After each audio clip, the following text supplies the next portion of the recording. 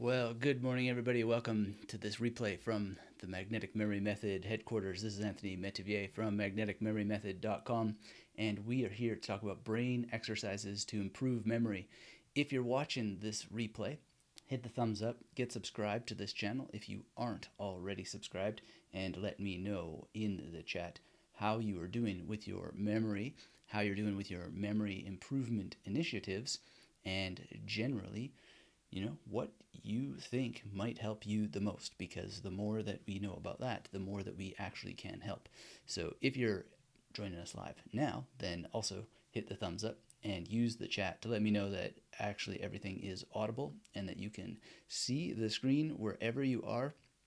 Today we're going to talk about some brain exercise games that are a lot of fun, and a particular game that you can use with food to improve your memory and also improve your brain health at the same time, because you're using your diet as a kind of game and improving it because you're remembering what it is that you need to improve.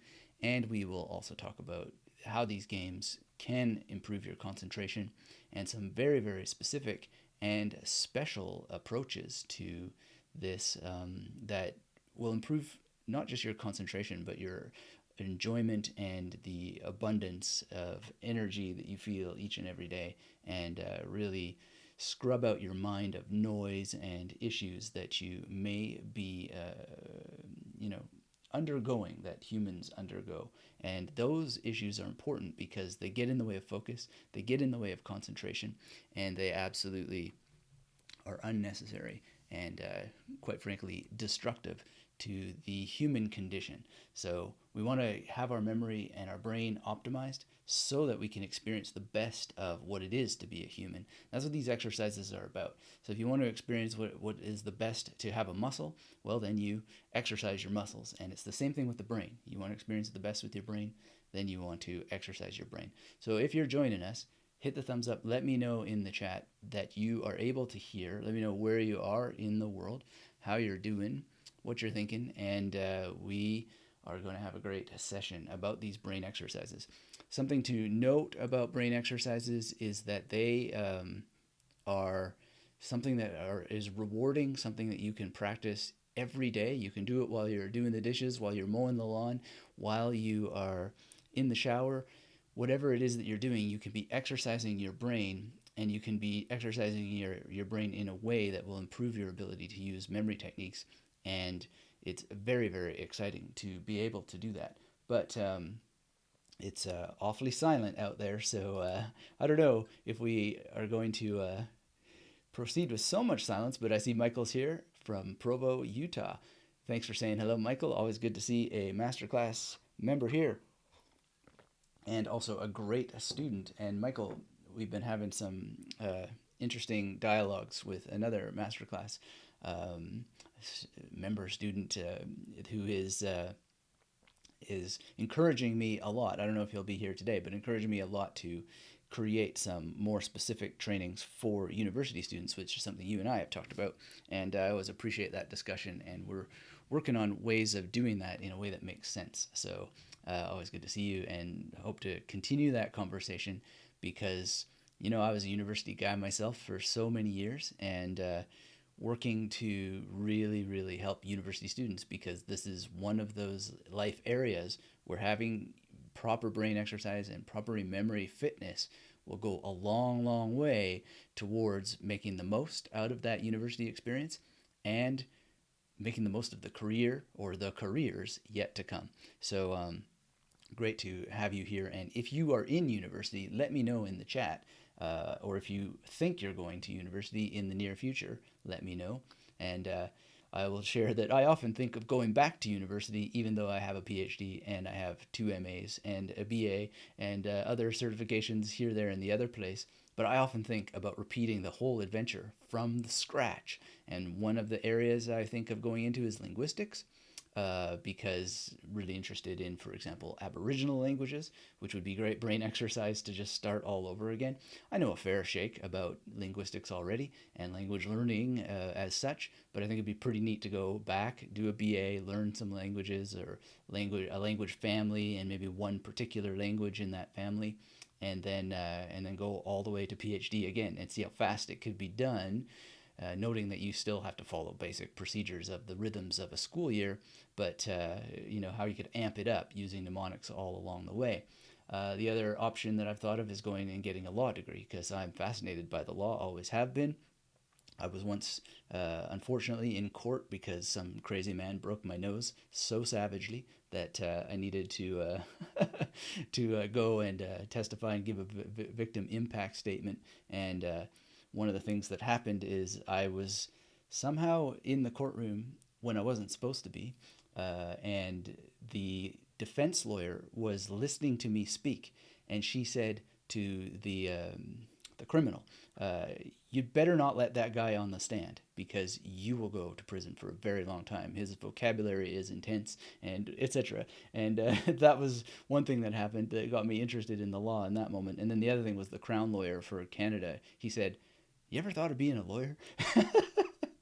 And so he was encouraging me to go to law school, and I've thought about it ever since. And I don't know if I have the heart for that particular profession, but I'm very interested in it, and interested in the rhythms of speech matched by terminology, which is great brain exercise. But I ultimately don't think I have a lawyer's mindset or heart, but I'm certainly interested in the knowledge of it and the sort of chess master thinking involved that would lead to particular outcomes relative to your mastery of the craft, which is an interesting part of what that's all about. In any case, Bad Boz here from Virginia. Hello, Bad Boz. Good to see you. Psycho Mistro. Love that. Eric from Houston. Hello, Eric. Great to see you here. So Michael says, good to be here and good stuff. Psycho Mistro is looking at going back to university in 2019. Excellent. Well, that's coming up, isn't it? Crone Woman walking here. Hello. Good to see you. Working on names and faces and remembering the names of a coworker I had not seen in 10 years. Cool. That's a neat exercise to go back. Adolfo is here. Good evening, Adolfo. Good to see you, Adolfo. Thanks for being here. We were just mentioning you. Oh, look, we got some friends here. Eric in the Navy. Okay, great. Thanks for making use of that chat. Really excited. Especially when there's friends in the chat box. So great stuff. But yeah, those are some of the things that are interesting. And Adolfo, you're just here, and I was chatting back and forth here with Michael about how Michael and I have also had similar conversations about helping university students find these techniques, because the impact is so long. Not only greater enjoyment of the studies while you're in university, but more depth of knowledge that you are able to experience as a result. And this all extends to being able to be a better professional, and then getting more out of the profession, not only just for the purposes of establishing your retirement, but also just enjoying the craft of whatever it is that you're doing. All right, so Reclaiming Life is here. Excellent. Good to see you. Great to have everybody joining up. If you haven't said hello yet, just hit that chat box. Let me know where you are in the world. I'm very curious about how many people are in university now, or thinking of going to university, and thinking about how to help university students better. And incidentally, for those who don't know it, there's a program in the masterclass called the Master Plan, and it was originally called How to Become an A+ Student.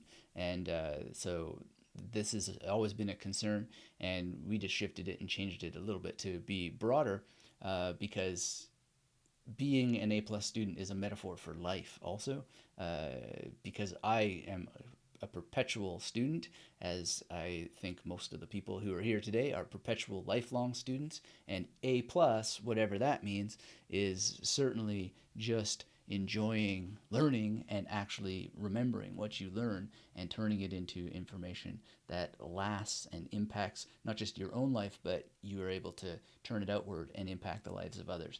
And we're going to talk about that a little bit today. So Charles is here. Hello, Charles from Paris. Great to see you.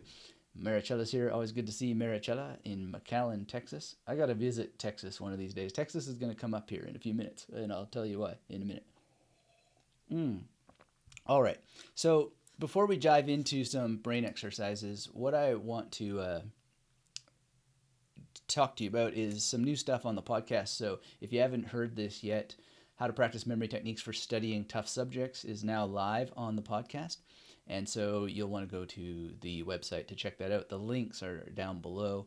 And also, happy birthday to Christian Fitzharris. He was just on the show. We talked about brain games, talked about his studies in terms of becoming a sommelier, talked about something really, really important, which is avoiding the Oliver Cromwell effect, which very briefly is some people, they just get lost in looking for mnemonic examples. And Adolfo and I were chatting back and forth a little bit about this and how that, there's medical mnemonic companies and so forth.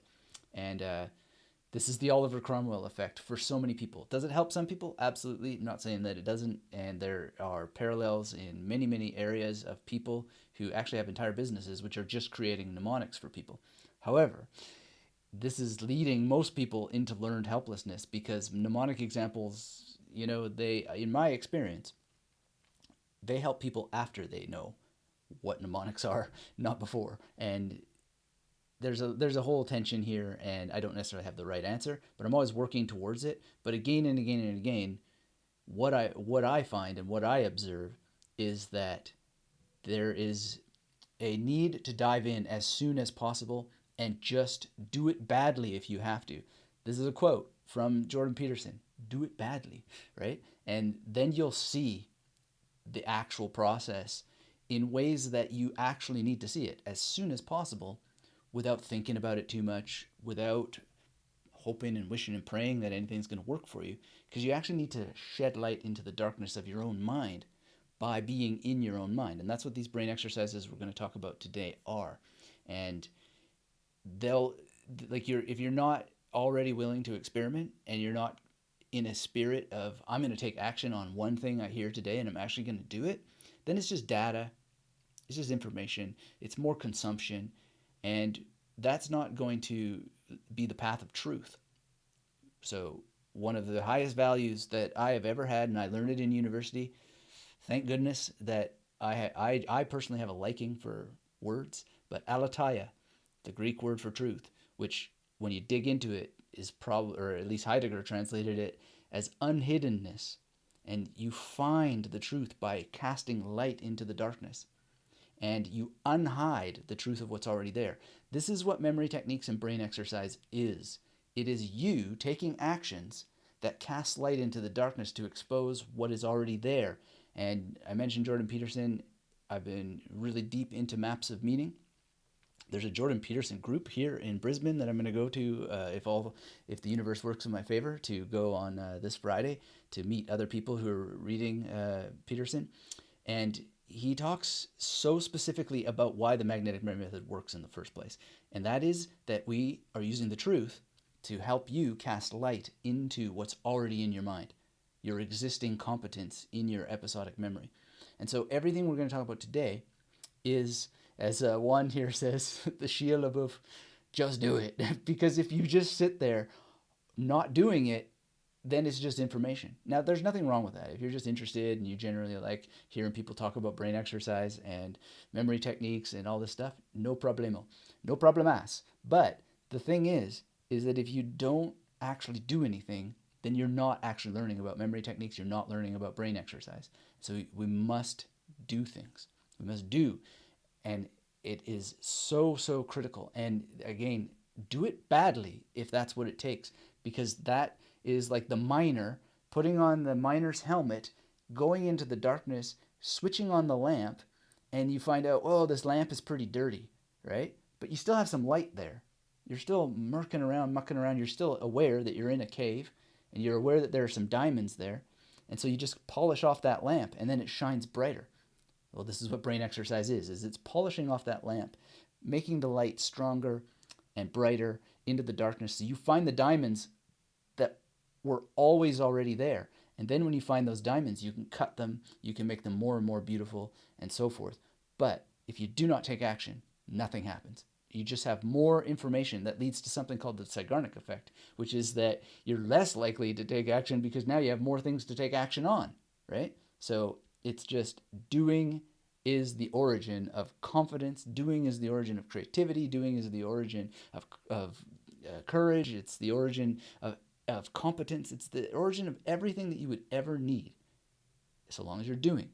Okay, so, and this is why I liked this latest episode with Christian. By the way, this is Christian. He in the Cirque du Soleil Museum in Montreal, and I believe that's his head that they made a statue of. And so, if you're interested in acting and so forth, you want to check out that episode. And happy birthday also to Christian, which was yesterday, or it is today in North America, but it's yesterday for me in Australia. And well, I'll get to something else in a minute, but I have a little interesting thing for Christian that he inspired me to do. But you definitely got to hear this episode because he wrote a rap called Brain Games, which is very, very appropriate to today's live stream. And it's an absolutely incredible rap, from everything to the sequencing, the rhythms, the word choices, the meaning. And if you're into memory techniques, you're going to love it because there are references that will really resonate with you. It's a beautiful, beautiful production, and I love it. All right, so Psycho Mistro says, lifelong student of life, excellent. Juan says, hey Anthony, can't wait to learn more about how to improve memory techniques. Awesome. From St. Catharines, Canada. Wow, I haven't been there for a coon's age, but what an amazing place. Ooh, maybe that's not a PC term anymore. I don't know, but I mean raccoon for any of those with sensitive ears. Reclaiming Life, NY here, not NYC, south of Buffalo. Snow coming this weekend. Oh, well, haven't lived in, not that, I lived in New York for a while, but lived north of Buffalo, and I've been to Buffalo in the winter, so many magnetic vibes of warmth for you coming your way. And one of the greatest things that I've had in many a Toronto winter and New York winter is using memory techniques to keep me warm. So doing. And Adolfo says, immediate action equals magnetic results. Exactly. Thanks for that, Adolfo. And Carl's here. Hello, Carl says, Philip Pullman, a lithometer from his dark materials comes from that world. Okay, I got to check that out. Thanks for that. I'm aware of his dark, this rings a bell in the bookstores, but I haven't read that actually. But thanks for mentioning that, Carl. Sounds excellent. Now, in other news too, I'll share something that I shared with the mastermind group yesterday, and we're now thinking about 2019 already. John Graham, who's the 2018 memory champion, seems to be in tune with my own thinking because he had an email out today, and he's going to be on the podcast soon, actually. But he had an email of like, why wait till New Year's for your New Year's resolutions? So I thought that was very interesting. We're in sync somehow because I thought, why wait until the new year to announce 2019? I think I'll start announcing these initiatives now. And basically, one thing I've done is to start a meetup group using meetup.com here in Brisbane. The link to register is down below. I don't expect that many people in the world are in Brisbane right now watching this live stream, but if you want to come hang out, talk about memory techniques, and do a couple quick exercises, the information to do that is there.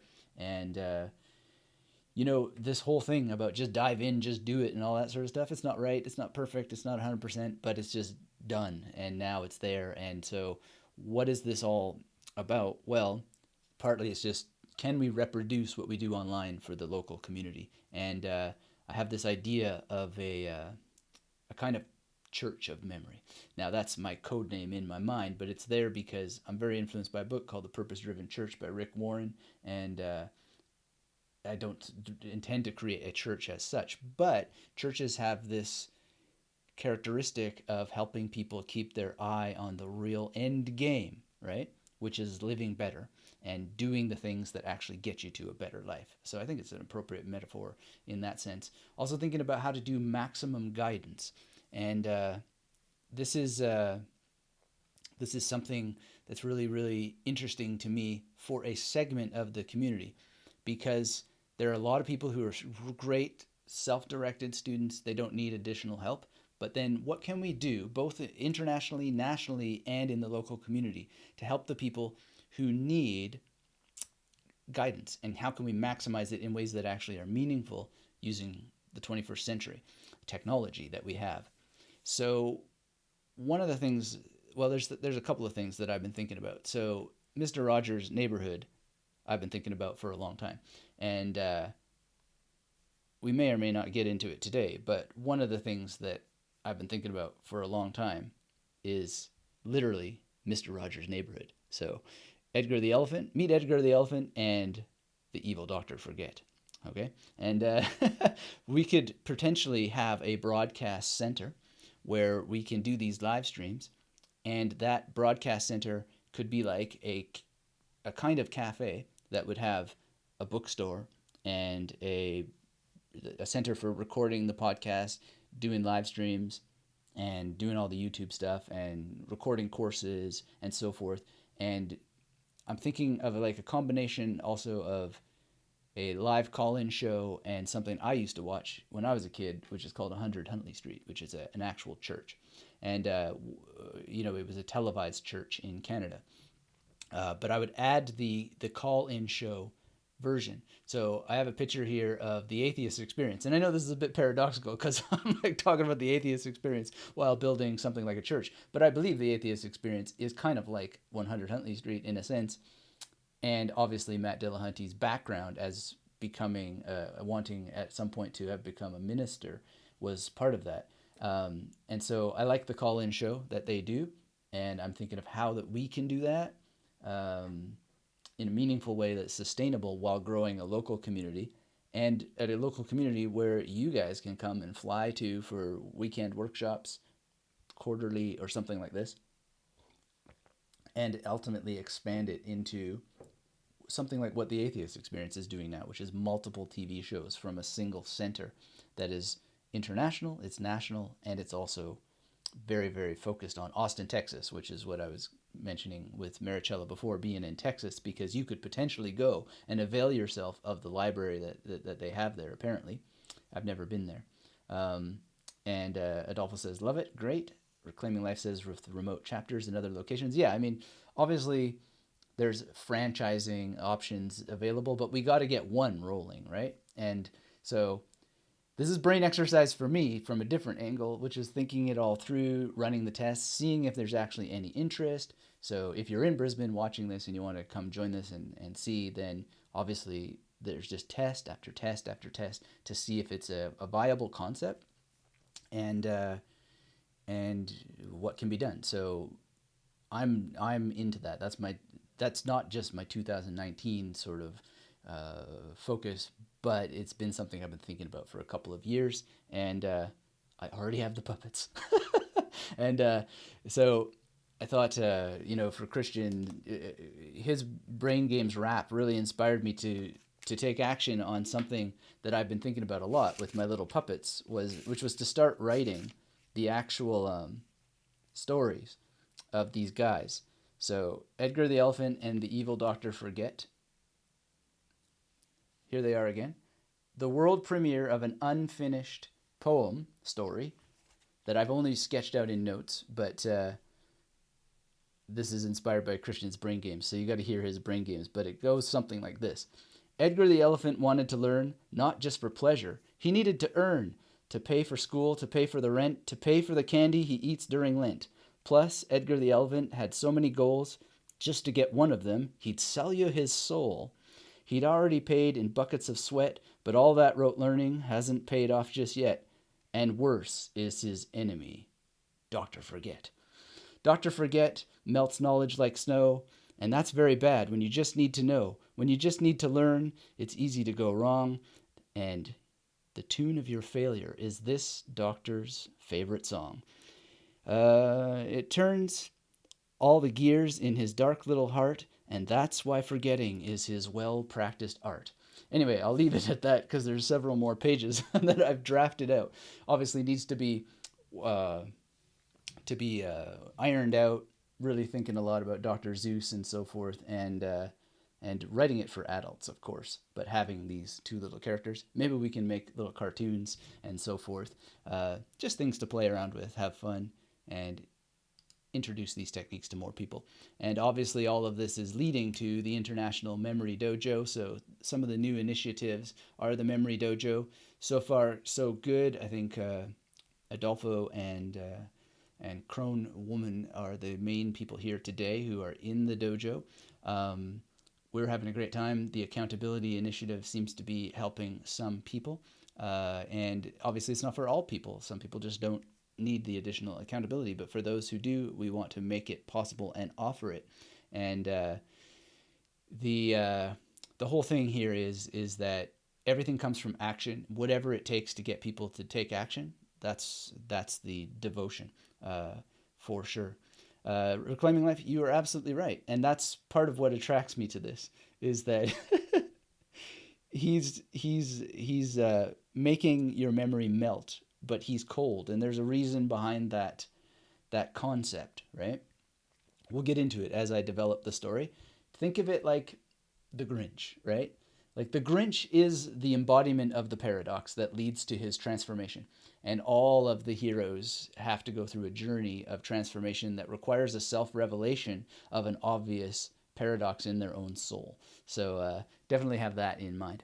Anyway, so the International Memory Dojo, this is a initiative that is really for the people who are not, it's not that they're not self-directed, but they just would want more on-hands training. And so we're doing the test models now. Everything's going pretty good. The week 2 accountability just went out, and seeing how people interact, if they really, really do want what they say that they want, which a lot of people say that they do. And Adolfo's here, so, he is really focused on particular material. I think, Adolfo, we've given you some help, and that this community element has increased things.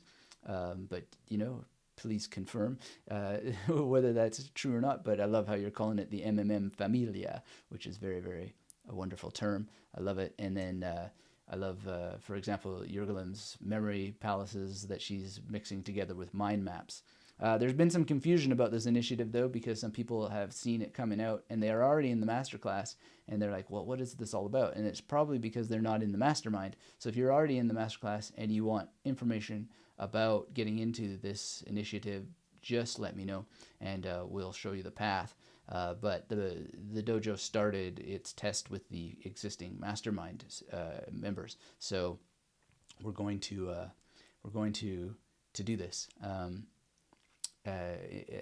in the best ways that's possible. And obviously, the meaning of the group, the integrity of the group, comes from people who are on the path, and that can show people who are on the path how to get more on the path, and then share our journey with people. So really thankful to Adolfo for being here, and says I'm A's in my courses thanks to the magnetic memory method Familia, and that's great. And there's just a huge benefit from us being together, and really want to refine it over time.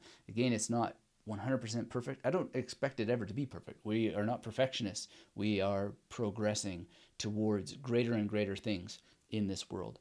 So one says, is it a Facebook group? And it is. There is a Facebook group, but the Memory Dojo is not. It's part of it. So part of the thinking, the background behind this, was that I did a lot of surveys, and I talked to a lot of people on calls and stuff like that, and they said, yeah, well, we understand Facebook group is awesome, but we don't trust Facebook, we don't like Facebook, we don't want anything to do with Facebook. So then the challenge was, okay, what can we do to keep going with the people who are okay with Facebook? I have the same misconceptions, or not misconceptions, but the same distrust of Facebook. I don't particularly like it myself. I use a thing called Kill Newsfeed. I don't like it. I don't see anybody, my friends' stories. I don't care about using it that way. Just not interested. But it is actually a super convenient technology, and it makes it very easy, for example, when people send their Memory Palace drawings, to just make a quick video and put it into the group to help all people who are there and part of that community. But the Memory Dojo is a private way that we meet together to work on particular things. And it's one of those things that makes the most sense if you actually are using the training, because we can talk very focused and specifically and targeted on actual issues that you only ever face if you are actually using memory techniques. And then usually you find that that little bit of light, which I actually just help you polish that lamp on your head that I talked about before, you find, oh yeah, this additional thing. And it makes sense in that environment because of the existing competence that's already in the room, right? So that's an important aspect of that. And we added that for the people who are not interested in Facebook, and also to make it a little bit more conversation friendly. And we might need to use a different software in the near future. But we'll see how it goes. We just keep on refining and refining and refining. But it's not about Facebook. It's about how we can meet together and how we can train. It's a dojo. And one of the things that inspired me in using that term is there are a lot of people in the memory world who use martial arts metaphors, but none of them have a dojo. So that's part of what this new initiative is in the local level, and it's part of the initiative in the national level and the international level is how can we fuse together, kind of like what Atheist Experience has done for memory training, and really, really make it work. And it will take as long as it takes, and it's been slowly cooking in that direction. And the more people who support it, the better it's going to be. And we're really, excited because maximum guidance is not a term that I came up with. Barbara Oakley sent out an email through Learning How to Learn with this article about the science behind how memory is affected for different learners based on, essentially it comes down to what Peterson is always talking about with existing competence in episodic memory. So how can we do this, and how can we make it work for the maximum amount of people? And how can we do it right so that we're not just having people consuming stuff out of curiosity and interest without being invested? Because you can't get maximum guidance from anything if you're not actually invested. So you might want to read that article. It's pretty heavy science, but if you care about brain science and you care about memory, then it's well worth reading, getting through, and understanding the core aspect of what that article is saying. And I believe it is the path to helping a lot of people. And but it needs to be true, and it needs to be tested to find the truth in it, which is that word again, aletheia, right? Incidentally, my mnemonic was Al.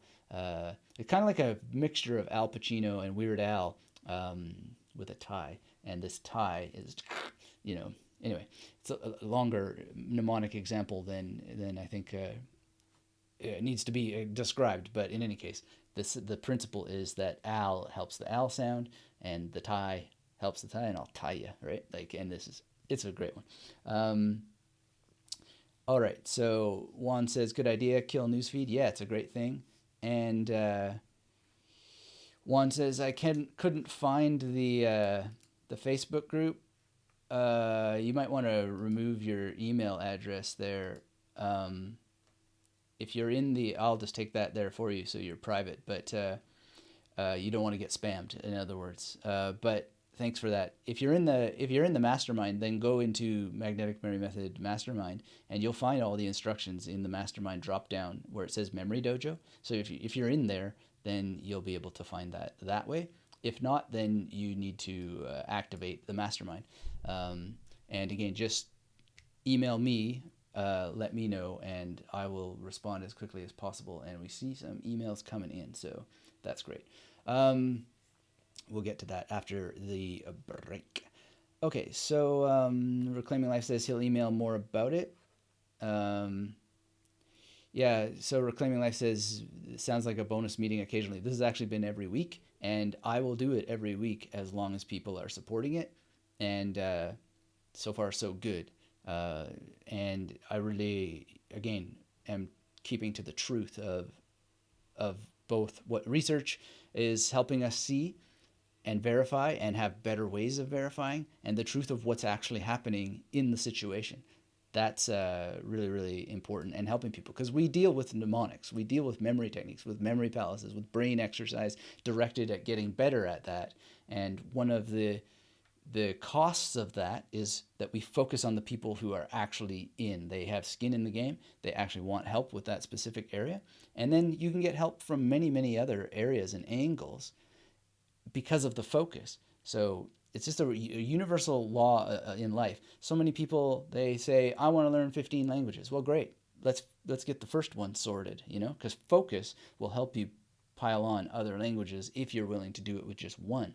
Same thing with memory techniques. If you haven't really settled yourself with one of the memory techniques, then the others are just going to be a wash. And there's so many people who beautifully get so fascinated with memory techniques, and the next thing you know, they're like, oh, there's 70,000 different things to do here, and so forth. Just get sorted with one. And you'll find that if you focus on the memory palace, first and foremost and above all, it's all memory palace. Everything has its place inside of these simple, crisp, clear, clean, focused rules of memory. And this again gets back to the whole Jordan Peterson phenomenon, why that's so successful right now. And it's because Buzan said this also. The rules will set you free. Not only will the rules set you free, but you're secretly craving the rules that you're resisting. If you will just, and it's not about finding like someone to impose the rules on you. It's about actually submitting yourself to discovering the rules, right? And seeing the wisdom in them, and then using them to create your own map forward into the crushing uncertainty of the future. So that's Maps of Meaning 101 by Jordan Peterson. And Tony Buzan in the Memory World just said the rules will set you free. Just the question is, how are you going to map the rules of the science of memory onto your particular set of consumption preferences, your particular set of learning hierarchies, and your particular agenda of what you're actually willing to do based on your existing levels of competence. It's very, very clear how this all works if people will just meet the teacher halfway and meet the teacher halfway consistently enough to get any results. So that's just simply pretty much clear. I don't think that there's much going to change about that because that's been the truth of it for thousands of years. All right, so Adolfo says, last week's dojo taught me the train method, which I used to score a 94 on my biology exam, 94%. Well, congratulations on that, Adolfo. And yeah, I mean, it's a perfect example. You're to be congratulated because of existing competence that you've crafted through being interested and focused on memory techniques, and then these new things that we can talk about that we can add to refining one's practice, they unlock so much power because you've been willing to create that existing competence. And we can help you create that existing competence, but the first thing that we need to do is help you find your existing episodic memory and teach you how to create more episodic memory, essentially. And that's what we're going to talk about today, and that's what we are essentially always doing, day in and day out, from the Magnetic Memory Method headquarters. So if there are any more questions about that, let me know, and if you're already in, then yes, just send a simple email, and there will be emails going out about it as well, and there have been, and yeah, people have been joining. So really, really excited about that. So let's talk about some brain exercises. How does that sound? Everybody here excited about brain exercises that will improve your memory and brain exercise games? If so, hit me up with a chat. Let me know where you are in the world if you haven't already, and tell me, hell yeah, you are ready for some brain exercise games. And while we're waiting for that, hell yeah, to come in, I don't have a secret number of how many I want to see, but I do like to see some engagement here. Maricella says, yeah, great, we got one. We should have a hell yeah quota. Adolfo says, hell yeah, awesome. But I think we need to start with some theory, some game theory. All right, we got some hell yes from one and Reclaiming Life with the thumb version. Awesome. So why do we need theory in the first place? Well, theory is something that leads to practice, and then practice leads to theory that improves our practice. So basically, game theory, one way of defining it is, how do we play games that get results, right? And how do we know what those games are? And then how do we play only those games that we will cheerfully play, that we enjoy, and that we want to play again and again and again? And how do we do it cheerfully? Like, how do we literally find joy in it, right? Shander says, hell yeah. Thank you, Shander, for that. Great to have that. The more the merrier. But this is really, really important because this is a great tool for life, is to understand that there are games that you can play that are activities that get you nowhere, right? But they feel like they're getting you somewhere because they're activities. But there's a difference between activity and accomplishment. And so if you can get that sorted, then you will not only have the best range of brain games that actually work, but you will actually have games that you know work for reasons that are going to keep you moving and motivated and going, because they're creating dopamine spikes. And that's part of where you get the cheerful element here, because you want to show up and challenge yourself, but also be rewarded. And the more that you can be rewarded, the better. And that's what we need to do. But we need to understand that the rewards do not necessarily come just because it's fun. And it may be that there are games that aren't necessarily fun, but they'll be fun later.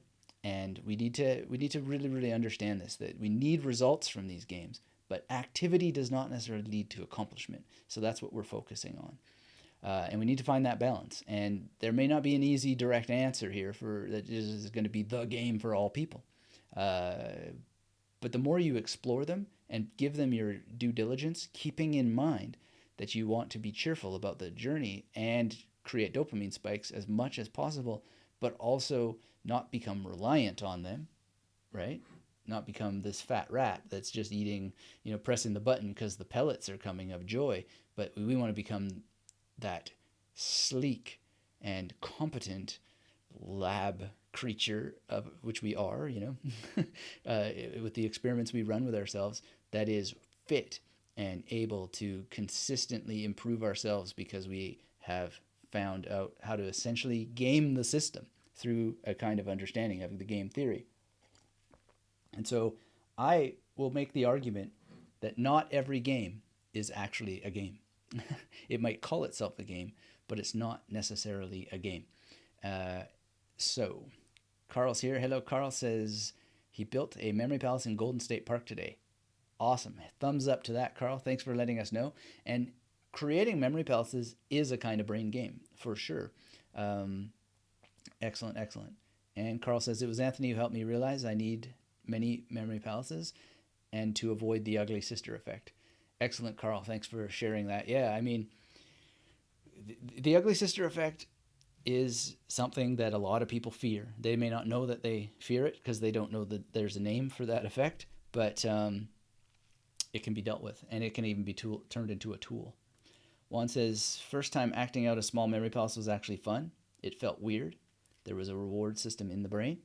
Yeah, it can feel both fun and weird, and I know what that weirdness is like. Like, there's something spooky strange sometimes when you meet a person you haven't seen for months and you're like, oh, and their name just comes to you, right? And it comes, it's just wild. It's the wildest feeling.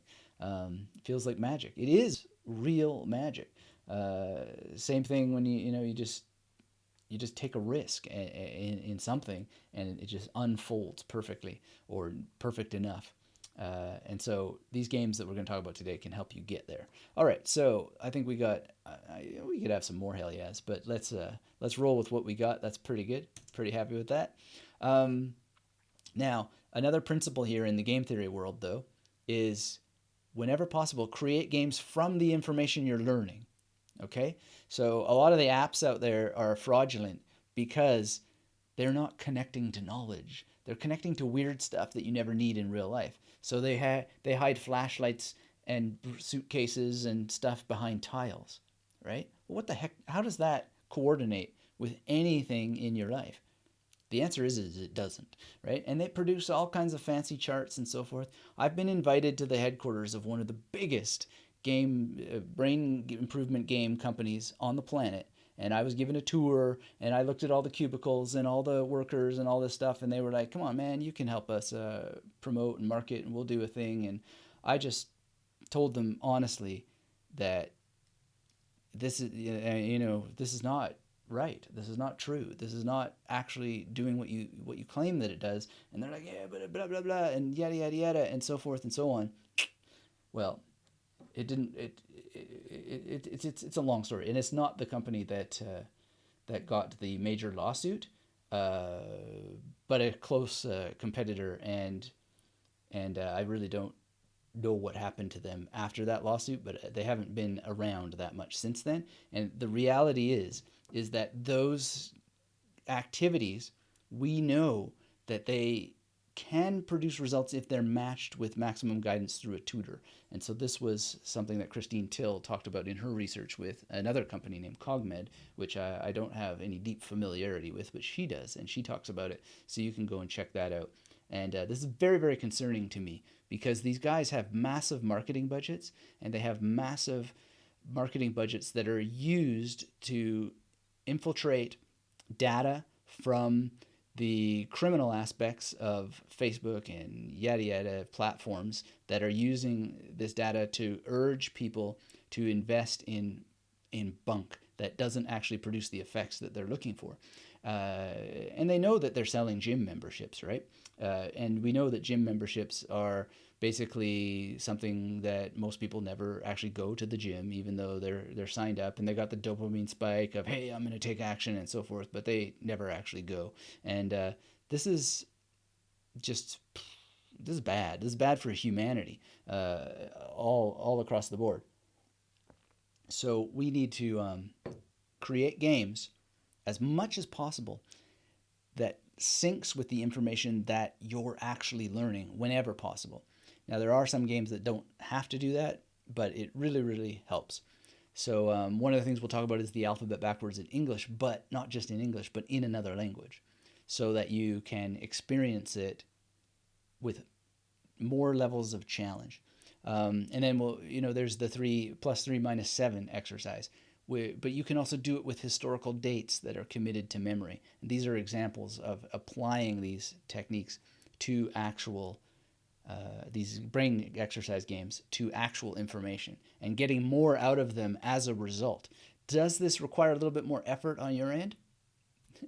Maybe, but that's going to lead to better outcomes. So it's really, really important. Let's check in with our chat here.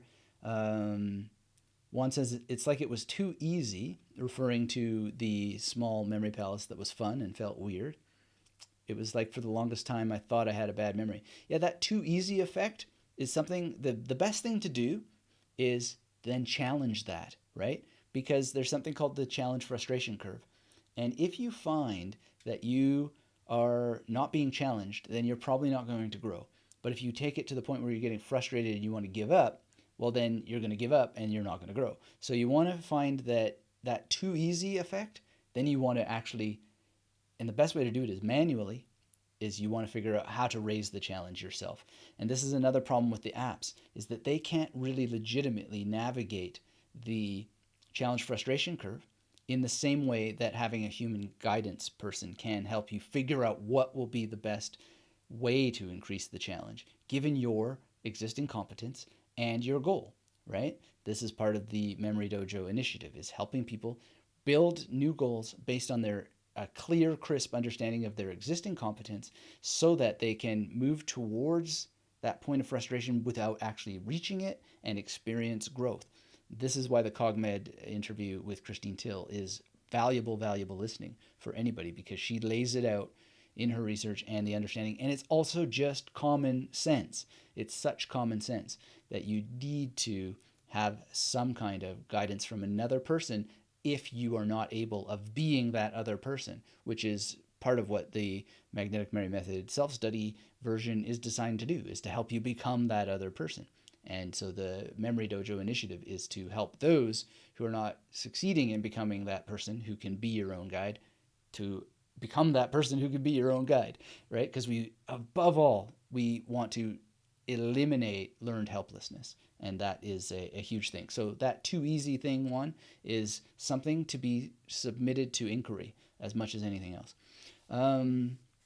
So aspire to inspire others. Thanks for being here. Good to see you here. And thank you for your comments earlier, a few weeks back and over the last few weeks. I really appreciate them. And you say, why not? Thank heaven. Wouldn't want to promote hell. Just a thought. If I'm to say something, it would be intentionally towards the positive or good side, just thinking out loud. Well, thank you for that. And we try to be pretty free with our language. And you can also say thank heaven. But we don't have any superstition around hell. I don't think it exists. In fact, any study that you care to do in terms of the origin of the word hell is that it essentially means that it is actually a geographical place, and it is the garbage dump. And it basically meant that if you were to go to such a place, you would no longer be symbolic to God.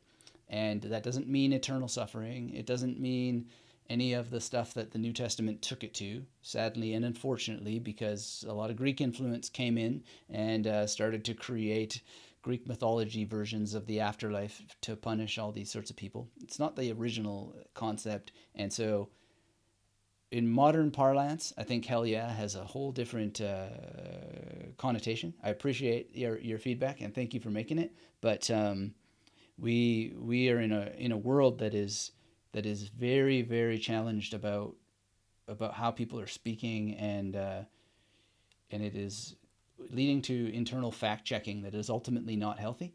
And so hell yeah, heaven, thank heaven, etc. It's all good. It's all good. But when we're going to challenge things like hell yeah, we need to look at the origin of the term. We need to look at the genealogy of it, and we need to think of it very very well. We could do some brain exercise with it. So you can go and fact check my quick, fast, and loose interpretation of the origins of the meaning hell, and I think it's a pretty good one. But we want to have fun with our language and not self censor, and all things are good. But we would have even just problems. We could do the same problems with thank heaven, and I'll leave it to Christopher Hitchens on YouTube. Thank you, Christopher, for all that you did to really drill down on why heaven is not necessarily a great metaphor either. In fact, it could be equally offensive to some of our audience. But the real goal is to step away from being offended and not think that we're promoting heaven or hell by using this language, but rather what is the joy being taken in the use of language? Because language is beautiful when it's free, and it's beautiful when it is properly questioned without an agenda behind it, and something that is, PewDiePie had a great video some time ago about the trend towards enforced positivity, and that's bad for the brain, and we need to exercise the brain by cultivating freedom. And so the real exercise here is to how can we question the origin of words and the genealogy of how that we've gotten to this place where we're constantly questioning it. Another word to look at that's very good is examined by a number of linguists, but really interestingly in the work of Steven Pinker, and that's the word ain't, right? So one would be surprised about the journey that has taken, because ain't has a surprising history. Anyway, Michael says that's awesome with the origin of hell. Thanks for that. Love it. Thank you, Michael. For intellectual people, it is very, very important to know this stuff and to really look into it. And the genealogy of words is a great thing. And I highly, highly encourage people to always, always stop the train when there's any kind of urge towards positivity, because positivity is freedom of expression and preserving speech as it is and as it's used, without putting the brakes on it. And if the alternative to heaven or to hell is heaven, then we really have to stop the brakes on that, for reasons that I will again leave to Christopher Hitchens to elaborate, because I think he does it best. All right, so Reclaiming Life says, a brain game that I found I enjoy is counting forwards and backwards in multiple languages and rotating the language for every number. Oh, that's brilliant. Thank you for that. Oh, man, so excellent. Okay, so imagine you have numbers, even just numbers 1 to 10 in 5 different languages, and you rotate it. So like 1, 2, san. Yeah, okay, that's amazing. I'm going to practice that. Thank you for that. That's a great one. So we'll add to today rotating numbers in different languages. Excellent. Yeah, you can feel your brain working there. Great. Juan says, what's your take on putting 5 plus minus 2 things in one area of the memory palace? Let me know more about what you think, Juan, what you're thinking there. But I think I'm understanding where you're going, but please elaborate. But let's go through these exercises now and think about how we can always apply them, as Reclaiming Life is suggesting, to our learning goals and the actual material that we're learning. So the alphabet backwards, right, is pretty clear. One way to do it is to use a memory palace, and you can then take each individual letter, tell a story around it, or you can create an image for each individual letter and just learn it backwards. In fact, I think those are the two major ways to do it. And then, if you know another language, be able to do it in the other language or the other languages. Now, riffing on Reclaiming Life's suggestion here, you could now have an additional brain exercise that would be really challenging, which is to rotate the alphabet in those other languages. So it'd be like Z, upsilon, U.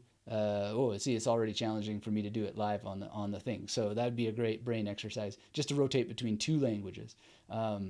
Excellent, excellent. I think you might want to start with the alphabet forward, but that's a beautiful, beautiful thing. So now we have even more than the headline of this live stream promised. Excellent, excellent. So yeah, alphabet backwards in English and other languages, plus alphabet backwards in English, other languages, and rotating those languages. Then this brings another idea to mind, is you can also name the letter of the alphabet and its number in sequence. And so what you could do is you could have its number in sequence, but do it backwards. So Z would become 1 instead of 26. You know what I mean? And then you could actually do that mentally in your mind. So that's kind of something I have to actually try to see. But wow, this is creating a dopamine spike just thinking about it. And just trying these things here on this live, like, Z upsilon, is like, it creates this little spike of joy just actually trying it in a very small sense. So excellent. Thank you for that. Reclaiming Life. Love that. Everybody who is not driving, say thank you to Reclaiming Life for these suggestions that have unlocked even more suggestions. That's one of the beautiful things about community meetings like these. And so Juan's idea, I want to hear more details about 5 plus and minus 2. Incidentally, the 3, we'll talk about this in a second here, but the plus 3 minus 7 exercise, it doesn't have to be plus 3 or minus 7. It could be plus 5 minus 2. It can be all kinds of variations. Oh, look at that. Short-term memory is the second stage of the multi-store memory model proposed by the Atkinson-Schifrin. The duration of STM seems to be between 15 to 30 seconds and the capacity about 7 items. That's from Juan. Yeah, that's interesting. So short-term memory, people turn short-term memory expansion into a goal, and I don't know why. These exercises, will they help expand short-term memory? Will they not? Well, maybe, but I don't know if that's the goal. And if you were to do your diligence with some card memory practice, you would quickly find that you have the capacity for far more than 7 items in the context of card memorization. If you go into a room and you start memorizing names, you'll find that your short-term memory has a capacity that is very, very large, larger than you ever thought. However, is it correct to be calling that short-term memory? I don't know. I think that these terms are useful if you're studying memory science outside of memory training. And there's not yet enough research to think about these things in memory training. And then when they do the research in memory training, they tend to focus on groups like memory athletes who memorize information that they're going to forget after a competition, or they focus on groups like cab drivers who have existing levels of competence that is laser focused on spatial memory and semantic memory related to the names of the actual streets and so forth. So this is wonderful, wonderful science, but it is so new in so many ways that I don't know how you see this mapping on to using any sort of plus 3 minus 7 exercise on a specific station in a memory palace. But if the goal is to increase short-term memory, I think that that's the wrong goal, because we don't even know enough about all of the terms that we can be using here inside of how it applies to actual trained memory. We just know that there's a lot more information than 52 cards in a deck of 52 cards, right? Because there's a multiple of information. There's the suit, there's the color, there may be or may not be a number, there may be a name or may not be a name. although numbers are names, right? But the brain will have to compensate and process that. Now, that's multiples there of the actual cards. Then there's whatever strategy the mnemonist is using to actually encode those cards in real time based on existing competence with a PAO or whatever they're doing to memorize the cards. It's really, really complex. And it doesn't really fall under either short-term or long-term memory as used in these studies. So the ultimate study and the proper study is to dive in and do this yourself with information that's going to exercise your brain, improve your life, and help you learn more. So Physico is here. Hello, Physico. Yeah, we're on now for just over an hour, so please do watch the replay if you're interested. Juan says, usually there's a test where a person is given 20 to 30 various words and they have a certain amount of time to memorize it and recall it. I think the Memory Palace focuses on the best way to associate. Again, well, I mean, these studies hopefully would filter out mnemonists from their results if they're trying to just study natural memory with words. I would again, to all people interested in this, listen to the interview with Christine Till about science and scientific studies and how to interpret them better, because that's another thing we talk about there in addition to CogMed and the real role of how apps could ever help you improve your memory, and the authentic story that isn't really told in their massive marketing campaigns. Not that there's anything wrong with marketing, by the way, but when they're using bankrupt science, or they are messing around with science to the point that they get these massive lawsuits, then there's something wrong. There's something wrong with what's going on there. So listen to that interview with Christine Till. To this day, I do not know why that hasn't been more attractive to more people, but it may have to do with the fact that there's no memory techniques taught in it as such. It's more of an analysis of what's really going to get you help if you want it, in terms of adding an app to your diet of memory training. All right, so let's talk about this +3 -7 for those of you who may not know it. Basically, you're going to take like a 3-digit number. You're just going to add 3 - 7.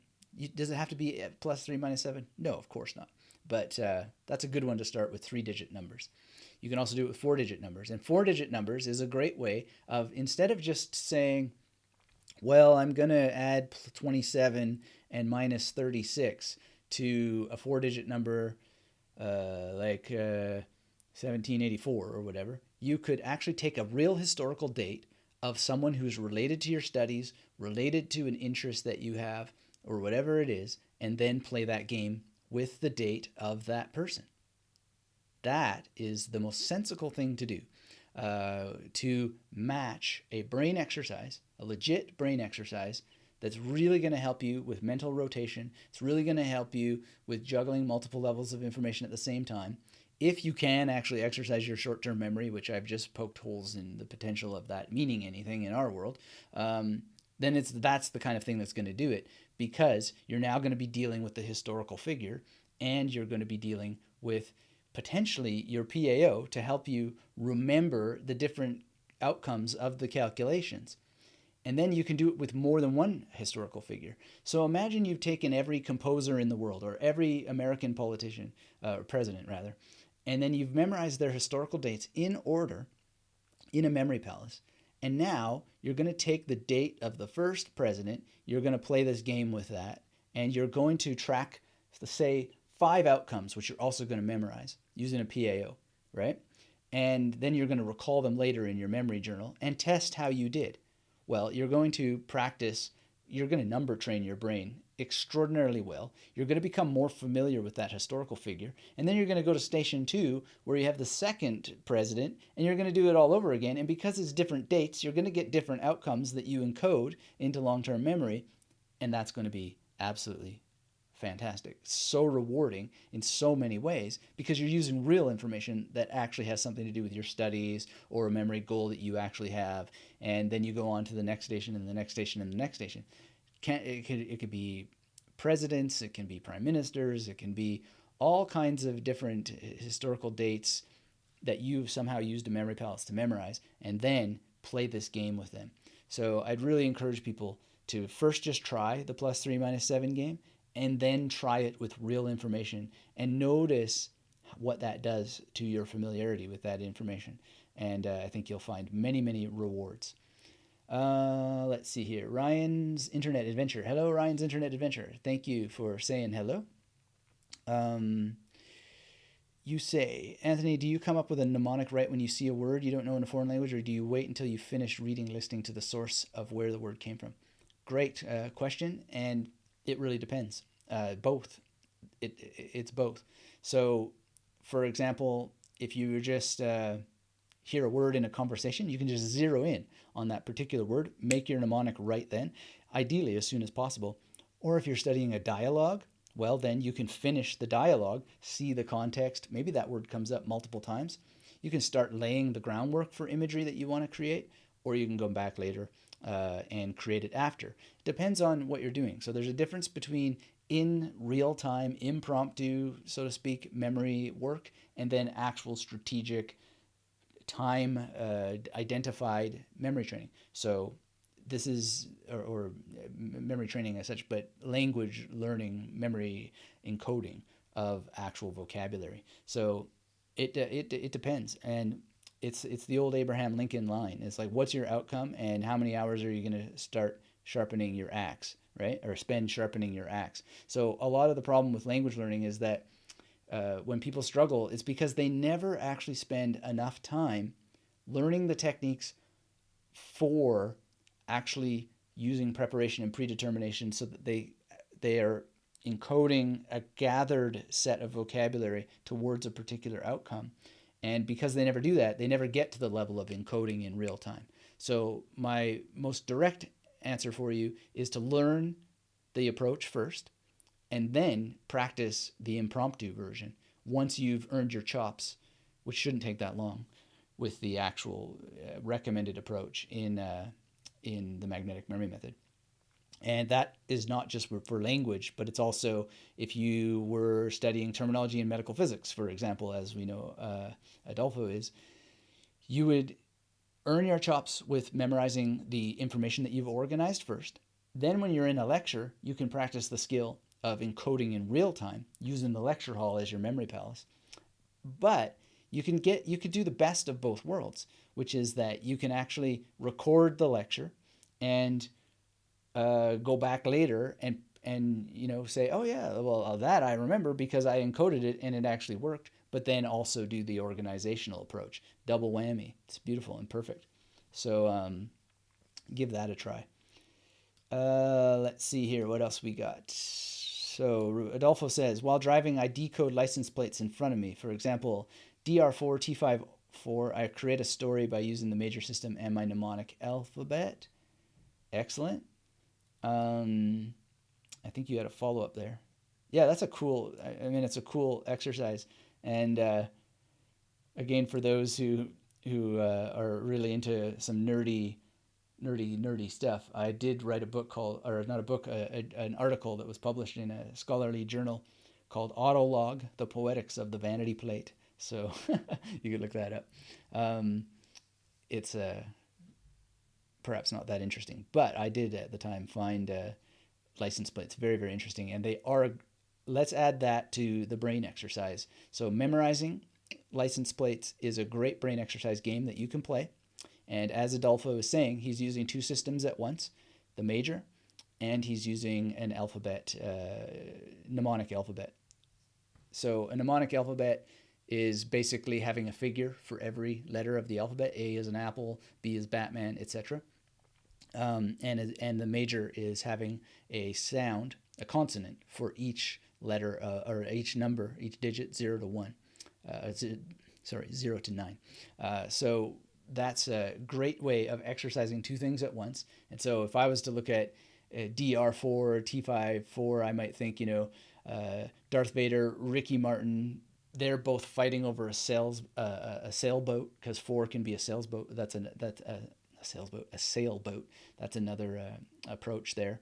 And then the Terminator, and I might now instead of using a sailboat, which is a number image technique, when we have 54, this is Jim Carrey with a lyre, like the actual guitar lyre, but he's in the movie Liar Liar. So then we can have that, and then think back later, what was that license plate? And oh yeah, start to write it out based on that. And you could do that. You could do that potentially with dozens of memory license plates that you've encoded on your drive. And so instead of being bored and angry with traffic, you've now turned traffic into a memory exercise. So that's brilliant, Adolfo. Thank you so much for that. And wow, the license plate, we'll name it the Adolfo license plate commute brain exercise. Come up with something better than that. But um, there's one blow for the evil Dr. Forget. Oh! He's melting. I'm melting. Thanks for that, Adolfo. Really great. Okay, so I love that. That's just a brilliant, brilliant thing. Let's see. Joe was here. Well, Joe, I don't know if you're still here, but thank you for being here in the past. Hello. And you are asking, can you memorize programming codes with a Memory Palace? Absolutely. Give us an example of a programming code, and we can give a suggestion. It is super simple. I'd suggest just looking at Adolfo's license plate example here, and there we go. Physico says, can we multiply? Summing is too boring. Yeah, exactly right. You can do that. Times 3 divided by 7. Excellent addition. Let's add that to that game. I like addition, but I think multiplication, you would need to start with a higher number because you don't want to divide yourself into the ground too quickly. So I don't know, actually. Let me give you a tentative answer, and we'll add this to the description of the game, that you can multiply and divide, but you need to be careful that you don't drive yourself into the ground unless you want to work in negatives, which is fine if you do. That's great. But this again gets into the challenge frustration curve, so we need to add that to this exercise, is that the more you up the challenge, the more you're going to fall into the challenge frustration curve. So that's really important to understand. But I appreciate that, Physico, that this is the problem, that sometimes it's too boring. So this is where we need to be aware of the challenge frustration curve and not blame the game for our boredom, but rather understand that we entered the game with too much existing competence, and so we need to up the ante as soon as possible. Reclaiming Life adds, division doesn't always work as well because of fractional numbers. Yeah, I wish I was more of a mathematician, but yeah, I think I see what you're saying. And it needs more finesse. But Physico, you could help us out a great deal by giving it a try and sending us the description of what you try, or updating us the next time we are here doing a live stream. All right, so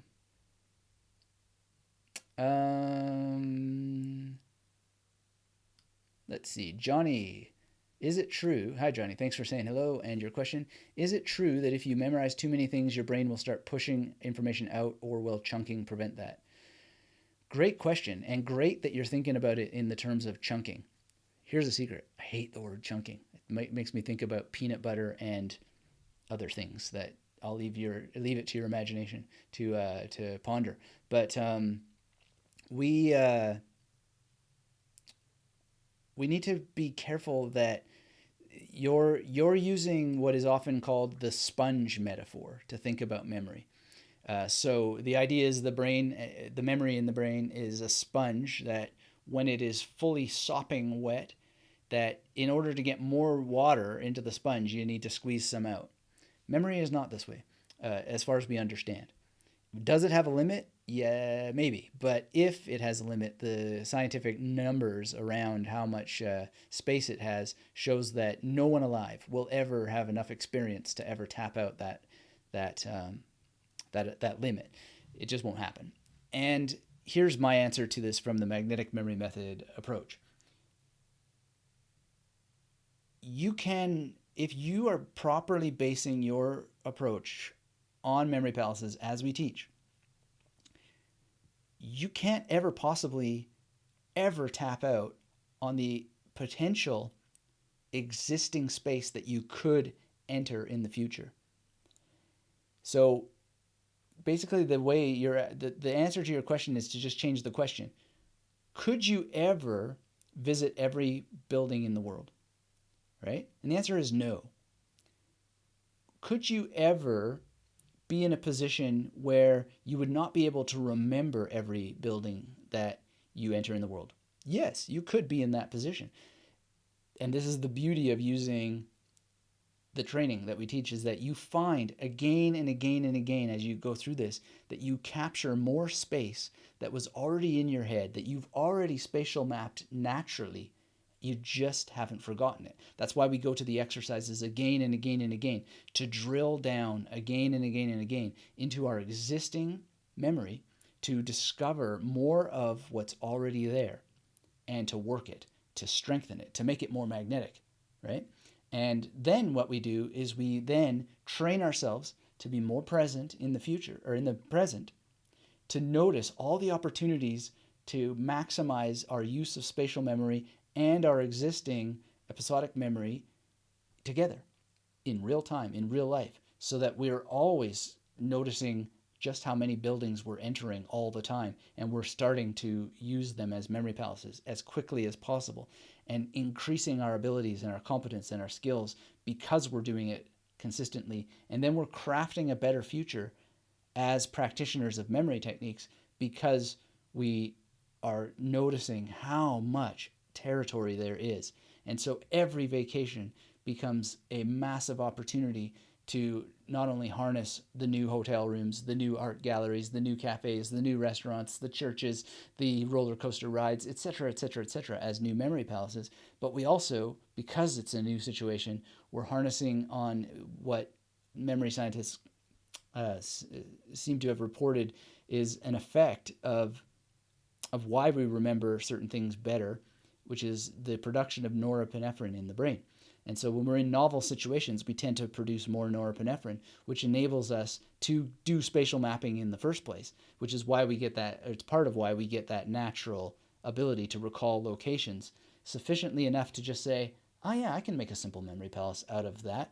And bang presto, you have an endless pool of potential memory palaces that you'll never ever get to the point that your brain has to squeeze it out. Never happen. It's just not possible. It's not possible. Unless you decide that this is not something for you to practice. And Harry Lorraine gave me a bit of coaching once upon a time, and he just basically said that the most unusual thing about this world of memory training is that once people have heard the magic, is that even if they turn away, it's always on their mind, or it always comes back to their mind. And so it changes the brain just to even, I mean, this is theory, but it changes your brain to even just think about the magic and the wonder and the potential and the possibility of memory techniques. And I think that's true. I think that's true of a lot of other things, but there's something particularly magical about this particular world. So, great question. It's a great, great question. But I don't think you can tap out. Now, the chunking part of this that's very interesting is that, yeah, that will play a role. But the reason why I don't like that word is because chunking suggests that you're like, first of all, that information actually exists in chunks, which is not the case, and that you're somehow like a bricklayer who's just like, yeah, these things together, Minecraft of the mind. I don't think that's a good or useful metaphor. And the reason is that we're dealing with chemical neural networks. And those chemical neural networks are being built in a way that's not chunking. It's more like something like laying pipes. And laying pipes that actually aren't pipes because they're diffuse. They're neural networks. It's webbing. Maybe more webbing is the thing that we want to think about. So the replacement for now, just off the top of my head, for chunking would be something more like magnetic webbing. And the reason is because as information enters your brain, it's automatically split up. It's dispersed all over the brain. Imagine these are your eyes here, and information is coming in, but it's like your eyes are kind of like two cans of paint. And this is assuming is visual information that you're memorizing, which is not that simple. And this is part of the problem of understanding the science, because visual information is often tied to your auditory information, even if you don't hear it. Speed readers often get this confused, and the whole idea of minimizing vocalization and so forth gets all tricky for them in ways that it doesn't need to. But nonetheless, these are two paint cans. Your eyes are two paint cans, and the information is going to hit it like a bullet, and that paint can is just going to spread. It's going to break that information up and spread it throughout the brain. And what memory techniques let you do is they let you actually capture enough of that paint on the canvas of your memory palace, the canvas of your mind, to formulate a meaningful picture that is consolidated in real time in that moment, so that you have a chance to get it back.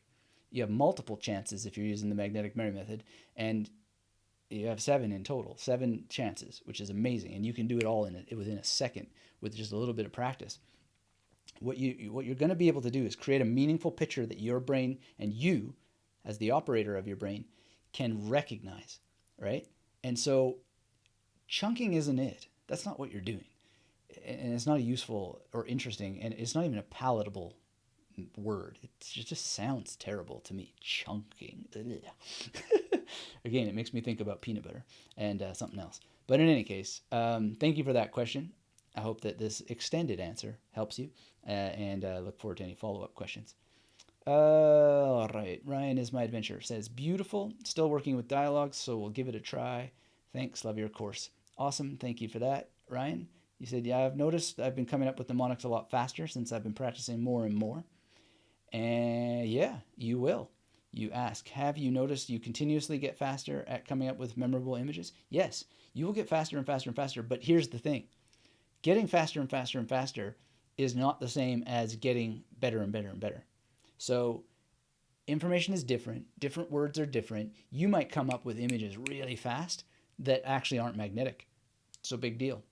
It's still good to practice coming up with them faster and faster, but you got to fact check them, make sure they're properly magnetic, and everything is submitted to the same scrutiny to ensure that it works. And that's where you're getting the brain exercise as well. If you're not actually using the full process and doing your recall rehearsal, you're not actually getting the full brain exercise out of it.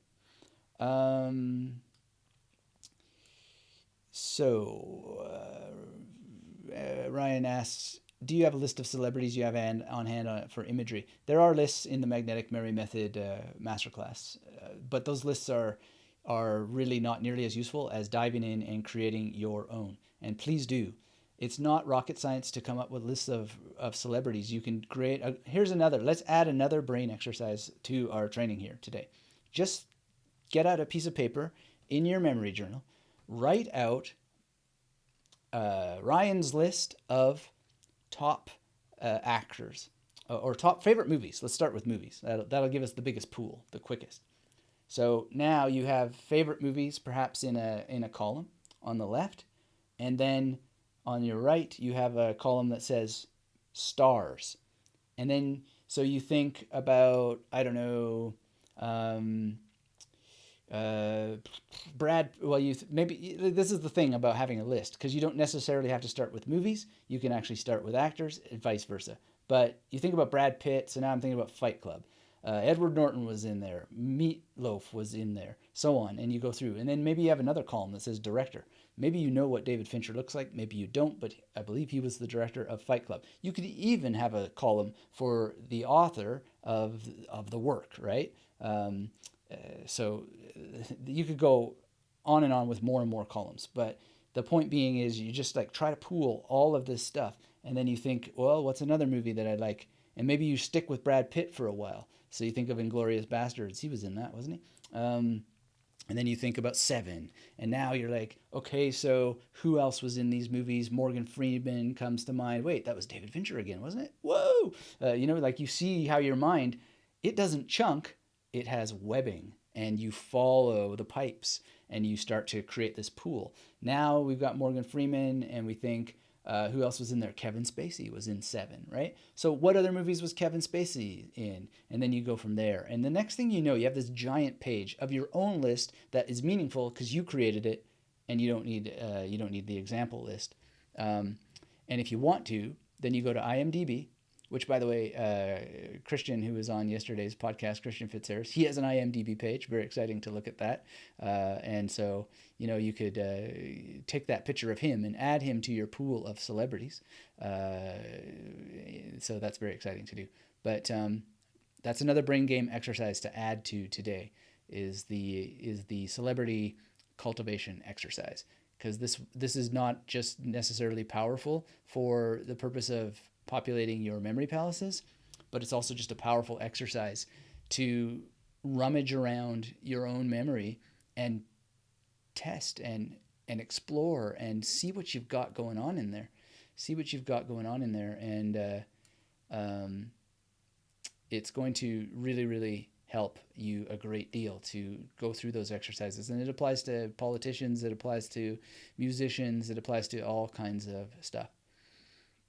So thank you for that question. And ultimately, to mention Christian again, the Oliver Cromwell effect is the seeking for lists of examples when what gets the best results the fastest is just diving in and creating your own.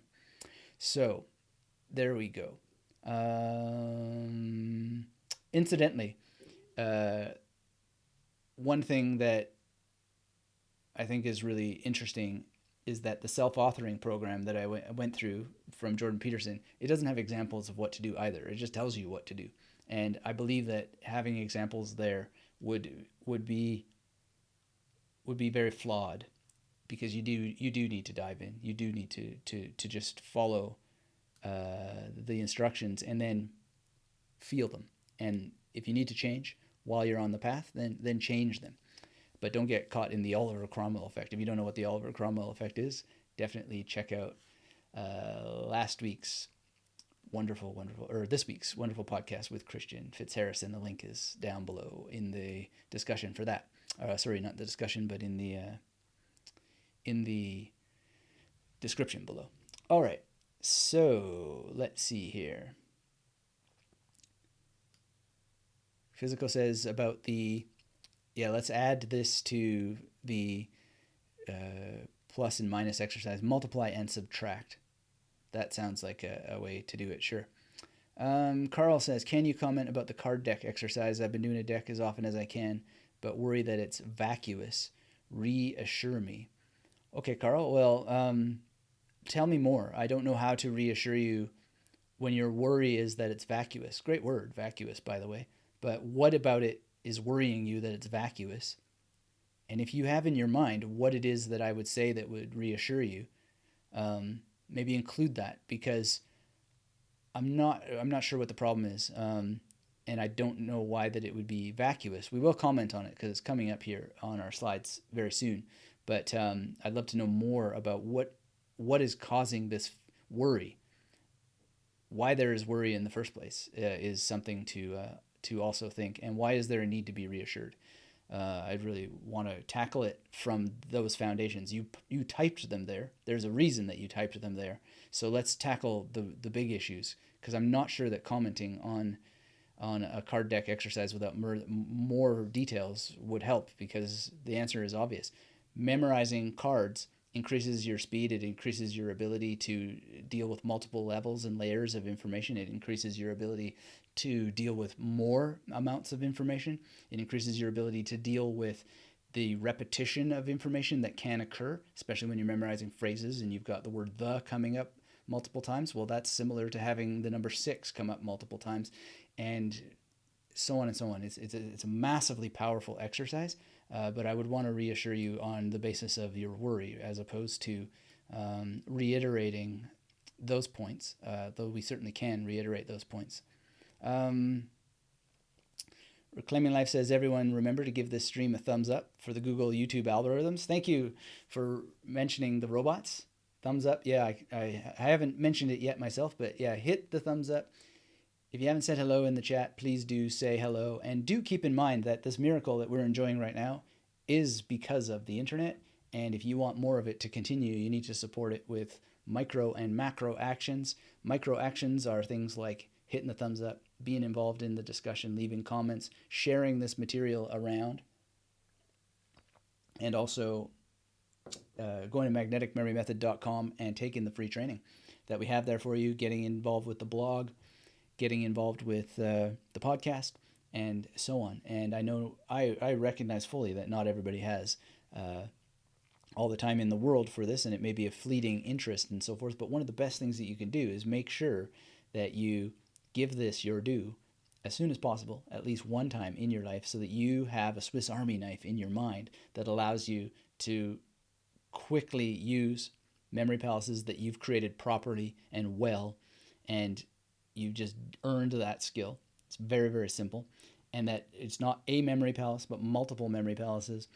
And then the human race is just going to get better and better and stronger because there's more people preserving their minds from what these amazing algorithms that are bringing us together closer and closer can do for human knowledge at the same moment that they're crippling so many people. So if you don't want to be crippled and you want to have a brain that is absolutely beaming with energy and focus and concentration and allowing you to remember the information that matters, then yes, I double down on what Reclaiming Life says. Thumbs up for this. Hit that thumbs up.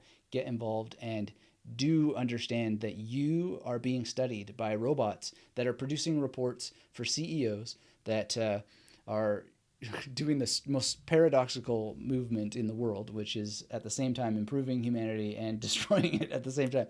But we always have to keep our eyes on one question, which is when wasn't that happening at some level? It's just happening a little bit more aggressively at the moment. But you can help shape the internet that you want by interacting with the internet in ways that show it that you care about this particular teaching, and that is one way to do it. So thank you, Reclaiming Life. I really appreciate you supporting and adding steam to the support of this stream. Brunheimer's here. Good to see you for Strategy. Everyone is doing great in the chat so far. I really appreciate it. Thank you very, very much. We may have chased some people away with the disciplinary rah speech about enforced positivity, but we're willing to do that in order to keep things clean and crisp and clear for our focus, which is on improving our memories. And Johnny agrees that webbing seems better, and that's part of it. See, the language matters, right? The language matters and the freedom of language matters. So I don't say that people shouldn't use the word chunking. It's just like, let's reimagine the terminology and let's create metaphors that actually are true to what's happening and not be afraid to change them when they clearly and seriously warrant change, because we'll get better memory improvement as a result.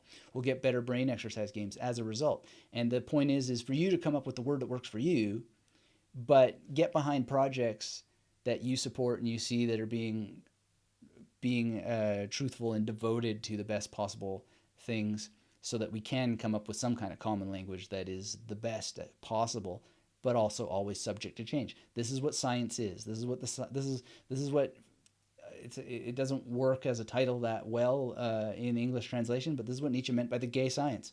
It is the science of finding ongoing growth by applying genealogy to everything, knowing your history, knowing the origin of terms, and then scientifically changing them and testing the results to improve continually, keeping in mind that you've got to use metaphors. Humans are doomed to use metaphors. They're doomed to use terminology and language, at least as far as we can see. We don't know what's coming.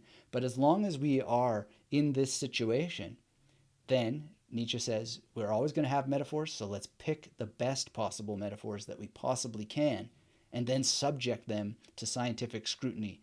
The same genealogy that we apply to the past, we apply to the present, and we bring with us into the future. Very, very powerful. All right. So, Manoj is here. Hello, Manoj. Thanks for saying hello. Thumbs up, and thank you for being here.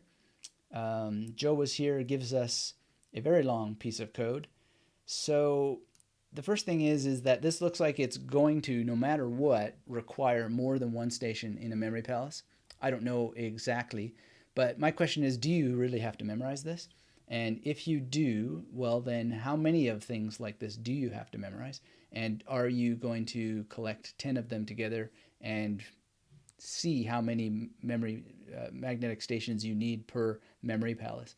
But the first thing, too, to understand here is that, like, class palindrome, is that a term that comes up again and again and again? If it does, then have a memory palace network just for the terms, right? So class palindrome, if it's a term, how many other terms are related to it, or related to it by theme or by sound? And then public static void main, is that a term? How does that all work? I don't really know, but how can you divide the information here so that you don't have to memorize these things in the same way that you might need to memorizing them cold each time? So like temp, right? Temp probably stands for something. Reverse probably stands for something. What do those things are? Do you know them, and have you memorized them? And then when you have to memorize a long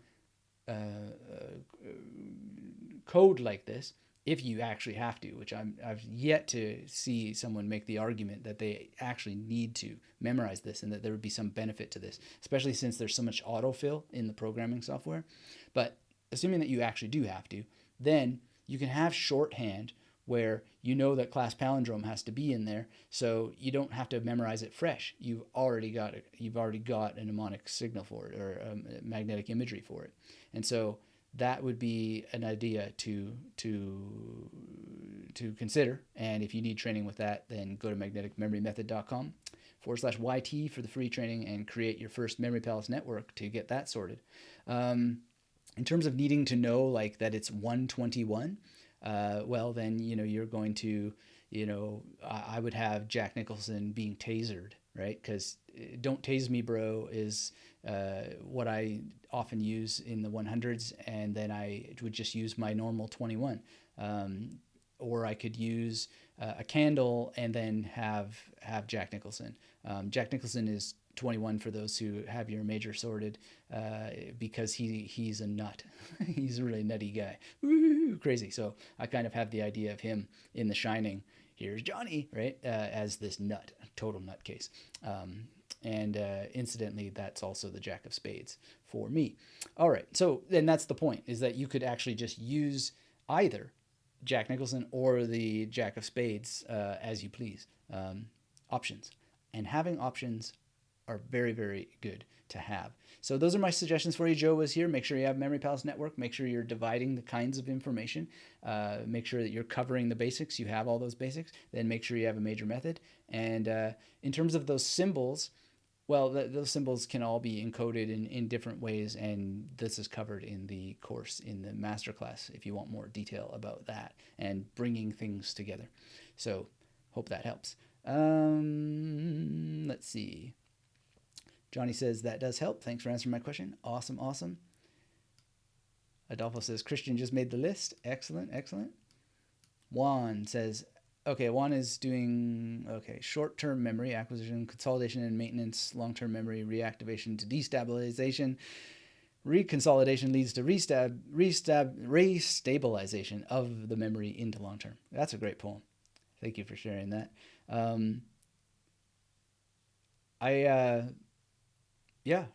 That's a way of describing exactly what happens. It would be neat if more people who do memory science would become mnemonists. That's all I will say about that. It would be really, really neat if they would. I think there's something somewhat criminal about them not becoming mnemonists, but if I had a memory university, it would be a prerequisite. If I had a memory program, it would be a prerequisite that all memory researchers and memory scientists would become mnemonists. I think they would benefit the world greatly, and I'm happy to help train them. Physical says, I don't know why, but movies and music kind of turn my brain off. I want to remember, but it's just not working. I can't remember. Some ideas to help. Well, if those things turn your brain off, then ask yourself if you want them to turn your brain on, and then we can work from there. Or you can say, what does turn my brain on, and work from there. So there's my core idea for you. But don't turn it into a monster. If those things aren't interesting to you, or they turn your brain off, I'm not sure exactly what that means, but don't necessarily, you don't have to change your preferences. You can work with what you do have preferences for. Paul says, I've been thinking of it like going to the gym. It is kind of like going to the gym in many, many ways. And that's, a good metaphor, but it might not be the right metaphor for all people. Maybe there's other metaphors to do. But yeah, you're definitely exercising something like muscles when you're getting these skills. And it's a beautiful thing. Johnny says, can you talk more about the internet thing? Okay, which aspect would you like me to talk about? I can talk about the internet all day. But I need some direction in what you would like to hear more about, and happy to do so. I have the most popular post ever on the website is called Digital Amnesia, that goes into a lot of the thoughts about memory and the internet and so forth, and had some videos about it. Carl says, I guess I worry the information of ordered cards is useless. You touched on it earlier, saying that some games are useless. Yes, thank you, Carl, for expanding on that. And here's the thing. I think there's an argument to be made that memorizing cards is useful for everybody if they will put some time into it and they'll see why. But if it's not, and you can't find any joy in it, then it's worse than useless. You've got to get some kind of aha out of it in and of itself, and you need to see that it's actually working. But here's a little secret. There's no law in the world that I know of that says that the information on these cards has to be ace of spades, two of spades, three of spades, and so on. You can get cards and write anything you want on them.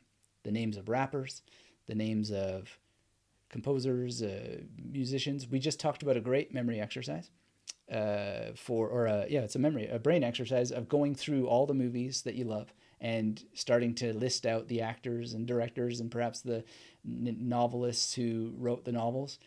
Well, you can put those on cards. You can actually buy blank-faced bicycle decks that you can draw words on if you want. You can just get plain old-fashioned index cards that enable you to draw whatever it is that you want on there. What would you like to draw on here? Asks Mr. Questioning Man. And you can put a series of abstract images to work with and ask yourself, what was Mr. Questioning Man questioning about? And so forth. Many, many ways to use cards. It doesn't have to be playing cards. It all comes down to, is it getting you the outcome that you want? And then worry, I would just challenge having worry in your life, period. Is that necessary? Because your time spent on memory is never wasted. You're exploring the only thing you have, the only thing that anybody owns.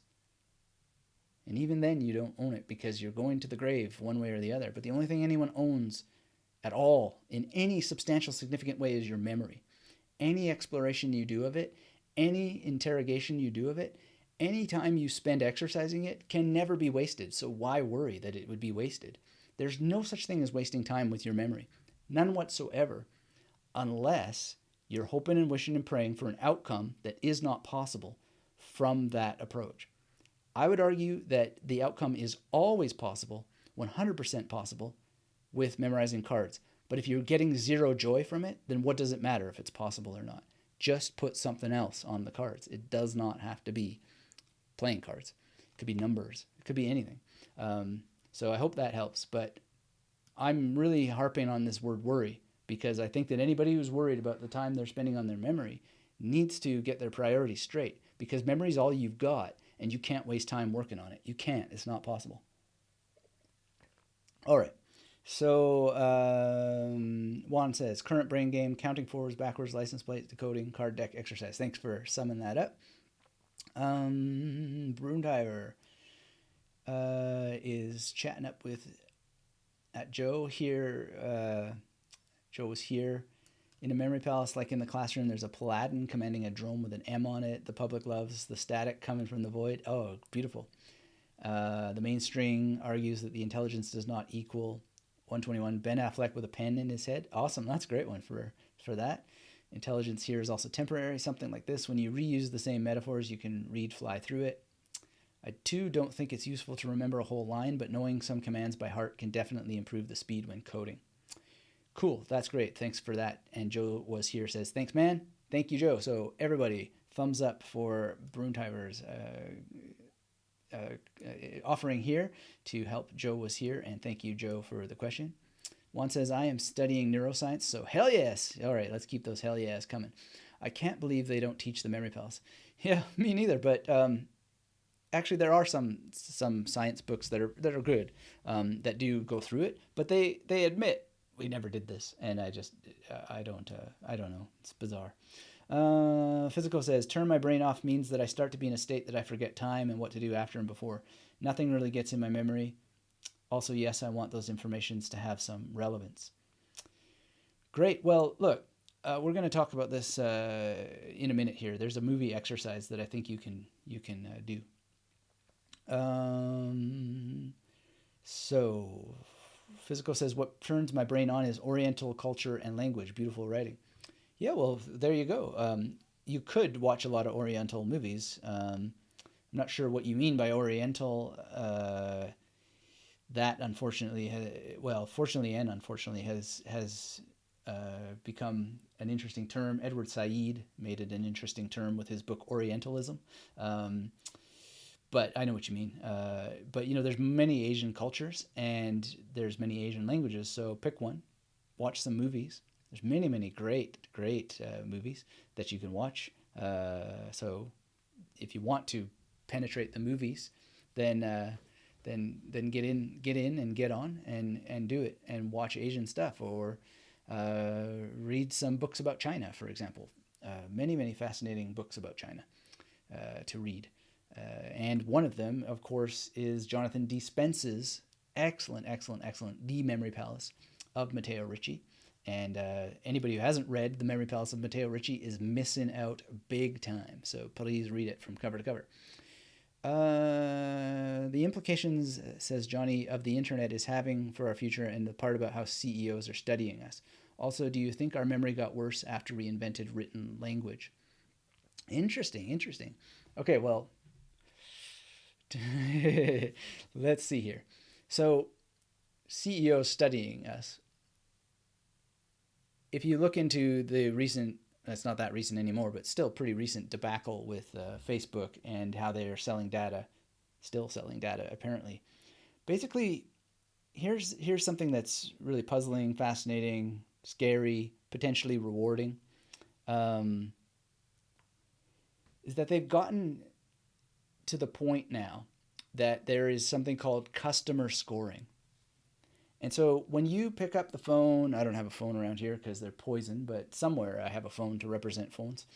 You pick up the phone, you call, some company that's going to help you with customer service.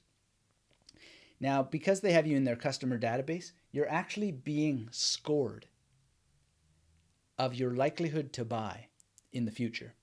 And based on your score of your likelihood to buy in the future, they are going to put you in a longer loop of waiting on the phone than those who have indicated through the data that they're more likely to buy in the future. What? I mean, from a business perspective, it makes sense because they're always thinking about increasing the bottom line. But in a human sense, and even in a business sense, it also doesn't make sense from another perspective. But that's kind of where it's going. So customer scoring, I think, is going to backfire in many ways. But I don't know. Like, they have their agendas, they have their outcomes, and so forth. But people are just feeding them so much data freely on the internet. There's not really any way for us to be having a training like we are having right now without data being sold through our time, energy, and attention to YouTube, for example.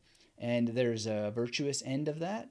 And it's one of the reasons why I prefer to do these live streams here rather than Facebook, although, we're going to do some stuff in the future on Facebook and do it with the integrity that I work to bring to all things, and find the sweet spot balance of using these tools.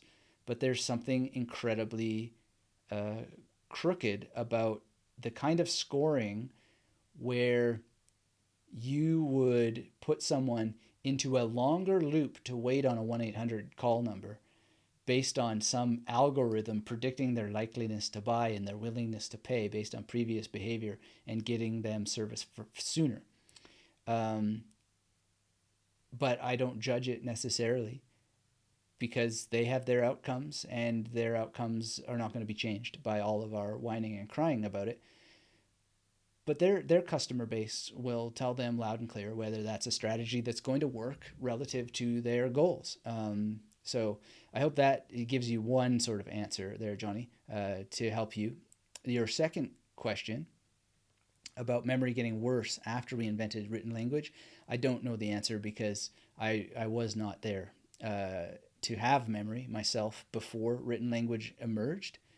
But we do have a sort of test case study, each of us, in our own lives, because we lived a life before written language. And you could ask your own memory, what was your memory like before you had written language? Was it destroyed by it, or was it amplified by it?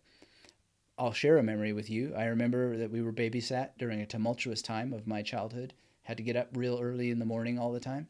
And that babysitter had a hallway, and in that hallway was a chalkboard, and on that chalkboard was represented the alphabet. And I used to draw the alphabet. I learned how to write the alphabet long before I ever went to school because I would copy the alphabet. I copied it again and again and again and again. And I don't think that hurt my memory at all. I think it increased it because I developed a proclivity for writing and reading very, very early on. And I believe it was premised by doing that as a young person. So here's another way of looking at it. I think our memory improved in a way that relates to what is potentially good about the current online internet world. It improved because it enabled us to offload storage. So the human brain is an information storage and retrieval device. So is a book, right? And when you can actually store information in books and protect and preserve those books and then refer to them, there's a way that collective memory improves even if individual memory decreases. The other angle that we need to look at is there are a lot of stories about how that people used to memorize entire books that we don't have actual confirmation of that they did. And I think there's great evidence that some people did, and some people do still to this day in particular cultures that we can think of, that it's happening all the time. But at the same time, there's memorization that doesn't lead to better intelligence. And some of the books that are being memorized verbatim clearly do not lead to better intelligence or better critical thinking skills. They lead to worse. But that doesn't have to do with memory. That has to do with content, right? That has to do with the messages that the information storage and retrieval device is putting through their head and then continually repeating to guide action in the future, to guide ideology and so forth. So this is very, very poisonous. So I don't think there's a clear answer. I just think there's a multitude of answers to think about. One book you want to read to help you think it through is Lynn Kelly's The Memory Code. She and I have talked about this on the podcast where she was on, so you could search up magneticmemorymethod.com and The Memory Code and listen to our conversation. At the end of that conversation, we get into this in great detail. I think you'll find it a very useful and compelling discussion. And there's more to be said about this. And the evolution of, and also like after we invented written language is also a complicated story to get into. It's not clear to me that we invented written language. I'm not clear that there was a we to invent a single written language. There are obviously multiple kinds of written language. So it's fascinating. It's very, very fascinating. And we see in real time the evolution of new and different kinds of written language. And we see some of that today where people in the chat, they put thumbs up and, you know, different faces, and we have now @ in front of people's names and so forth. So language and written language is not something that was ever invented. It is something we are inventing. We are inventing it sometimes in parallel. We are inventing it sometimes in different, not in parallel, out of sync, in sync, and so forth. There's many, many, many fascinating discussions that we can have there. And incidentally, having long-form discussions like we're having now is a form of brain exercise. And you who are active and participating in this by typing in are engaging in some brain exercise, which is great. So great questions, Johnny, and I love these kinds of topics. I hope this is going in a direction that you enjoy as well. Bruntiver says, I agree with you. All scientists would benefit from being good mnemonists, though it is rarely the case due to cramming habits mostly learned in university. Oh yeah, let's not get started on cramming. Cramming is not brain exercise. It is brain smashing with a hammer. All right, Juan says, what's your favorite brain game? That's a good question. I'm getting to that, and I want to engage with you guys with your comments and chats and stuff, but we will get through this presentation, and you will quickly find my favorite brain game when we get there. But let me know if you're enjoying this. Hit the thumbs up. Let me know in the chat with a hell yeah if you like this. John is here. Hello, John. Will is here from Missouri. All right, Will. Good to see you. And always love everybody saying hello. Johnny says, yes, I'm getting lots of good info. Excellent, excellent. Reclaiming Life, that was based on China's base social credit score that has recently started. Oh, yes, but it's bigger than China. It's everywhere. There's a great email to subscribe to called The Hustle. So definitely check that out. And I think you'll find The Hustle has some really good email news delivery that you can enjoy. And that's where I read about this social scoring about 1-800 numbers and stuff like that. I felt it before I read that, though, and I won't get into it right now, but if I had a cold, dark heart, I would have made a revenge social shaming video, the likes of which you've never seen, about how I will never use Giant Corporation's store as a memory palace ever again. But I decided that I don't need that karma on my soul. But let's just say there's a place that I'm never using as a memory palace again, even though I might. But they're terrible memory palaces. Anyway, but man, did they ever. They have some bizarre ways of treating you when you need help on the phone. But it's all good because we will donate to charity what that they made impossible to return in direct violation of their own guidelines, that their poor hiring practices of illiterate people makes it impossible for them to even understand their own violations of their own policies. And I won't throw around my literacy abilities and degrees and all that jazz to demonstrate just how clearly I understand it, but I did go far enough to actually get their agreement that, yeah, their policy is obviously in contradiction to what they were telling me, and I left it at that and told them that we'll just be donating to charity what they have not enabled us to return, and silently decided in my mind not to make a revenge social shaming video, even though I'm sure that it probably has the potential to go viral, as they say, but I just don't feel like going in that direction at all. So, c'est là, as they say in certain circles. All right. Reclaiming Life says, I can think of many places that meet that description. Yes, indeed. But so it is. So it is. I don't think that I'm not interested in changing the world. I'm interested in changing the individual who is willing to show up to the art and science and the craft of memory to change themselves willingly and cheerfully. And let's rock on. I will get to your question in a minute, Lord Fred Plus, but thank you for being here. I really appreciate that, and I look forward to your question. Let's just go through these games here. So, alphabet games. You got backwards, forwards, and then you got, you got backwards, right? Just straight backwards. Z, Y, X, W, V, U, T, S, R, Q, P, O, N, M, L, K, J, I, H, G, F, E, D, C, B, A.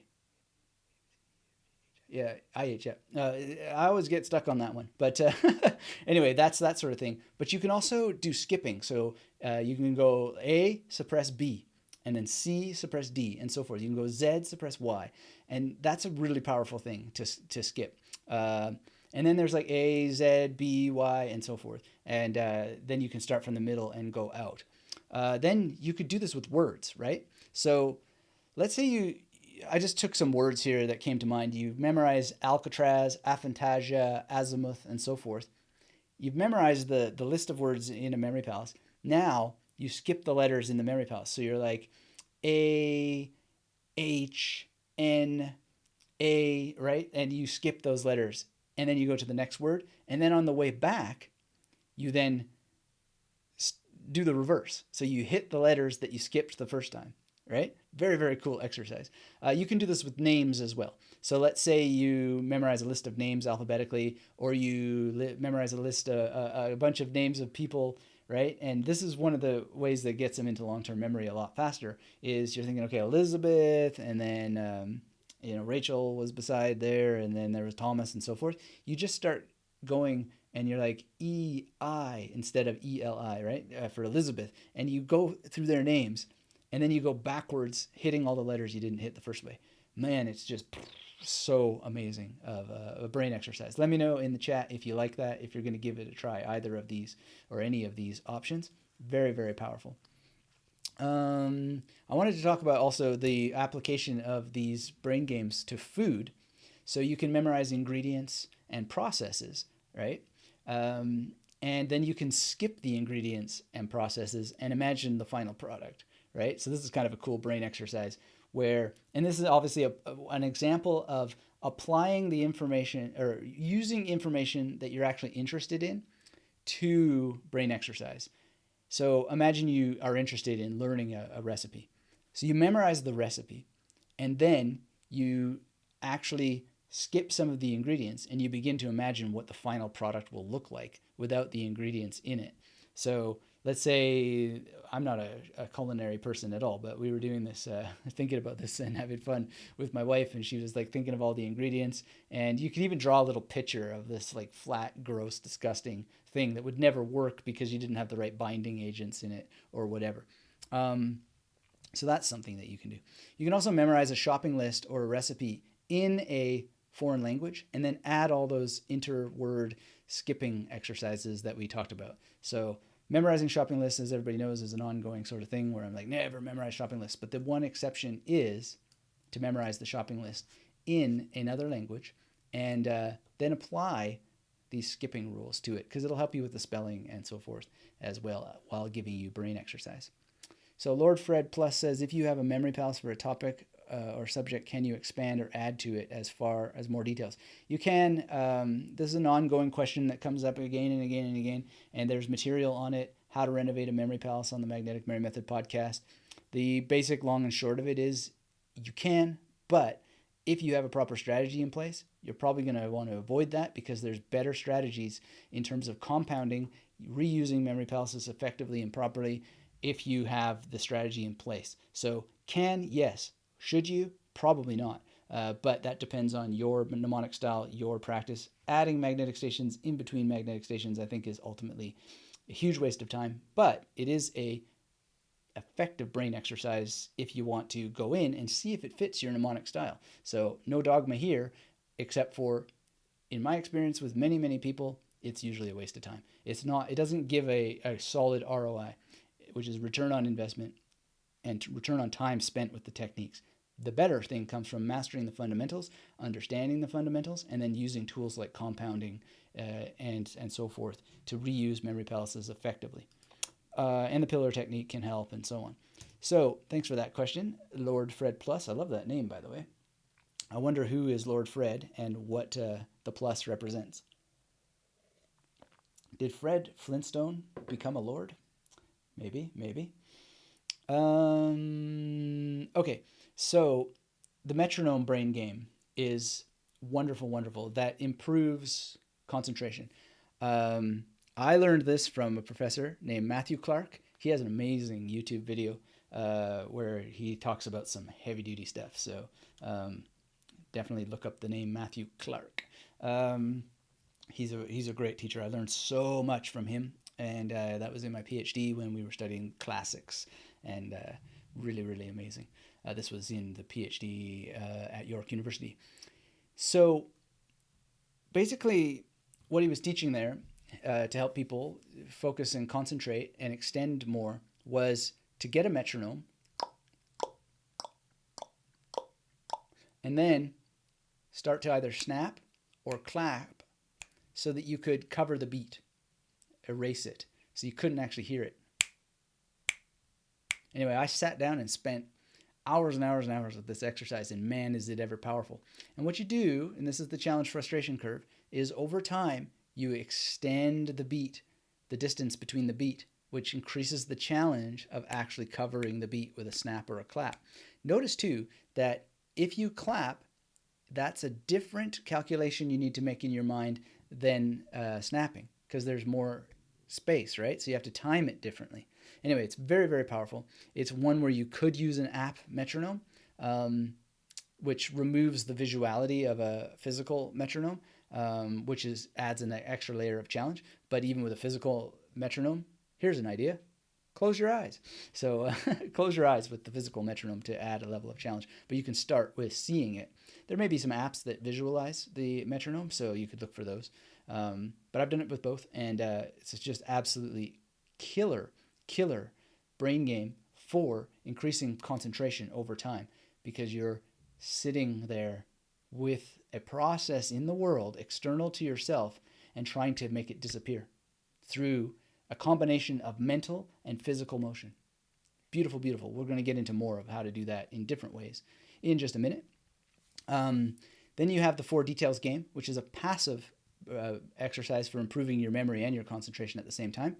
This is something that Gary Small talks about, and he's been on the Magnetic Memory Method podcast. Amazing, amazing memory researcher. Very true to what the actual research suggests and what you can do based on it. And so this is just when you see people, actively notice 4 details about them. Could it be 5? Sure. Could it be 3? Sure. He teaches it as 4. I don't think there's any magic to the number, but 4 it is. I like that. And then you just, you don't actually try to memorize this. This is why it's called passive. You just notice it, and then you ask yourself later, what were those 4 details about that person? This is great brain exercise, amazing brain exercise, and it'll exercise your memory from a passive perspective. Now there's the magnetic version, which is actually use mnemonics to memorize those 4 details.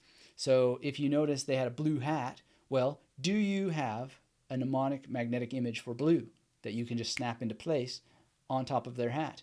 They had a red jacket. Do you have a thing to remind you of red? If not, get one. There's multiple ways to do it. You can have a standard stock image that you come up with, like blueberries are blue, right? Apples are red, that kind of thing. Or you could have a number-coded color system, and then you attach numbers through a major to those details. And then you actually use the person's body as a memory palace, or you transfer that information into a memory palace. All very, very powerful. So that's the 2 versions of the 4 details game. Thank you, Gary Small, for sharing that with us and enabling me to come up with a variation. Give it a try. If you come up with further variations, let us know, and that would be awesome. Now, back to physico and movies.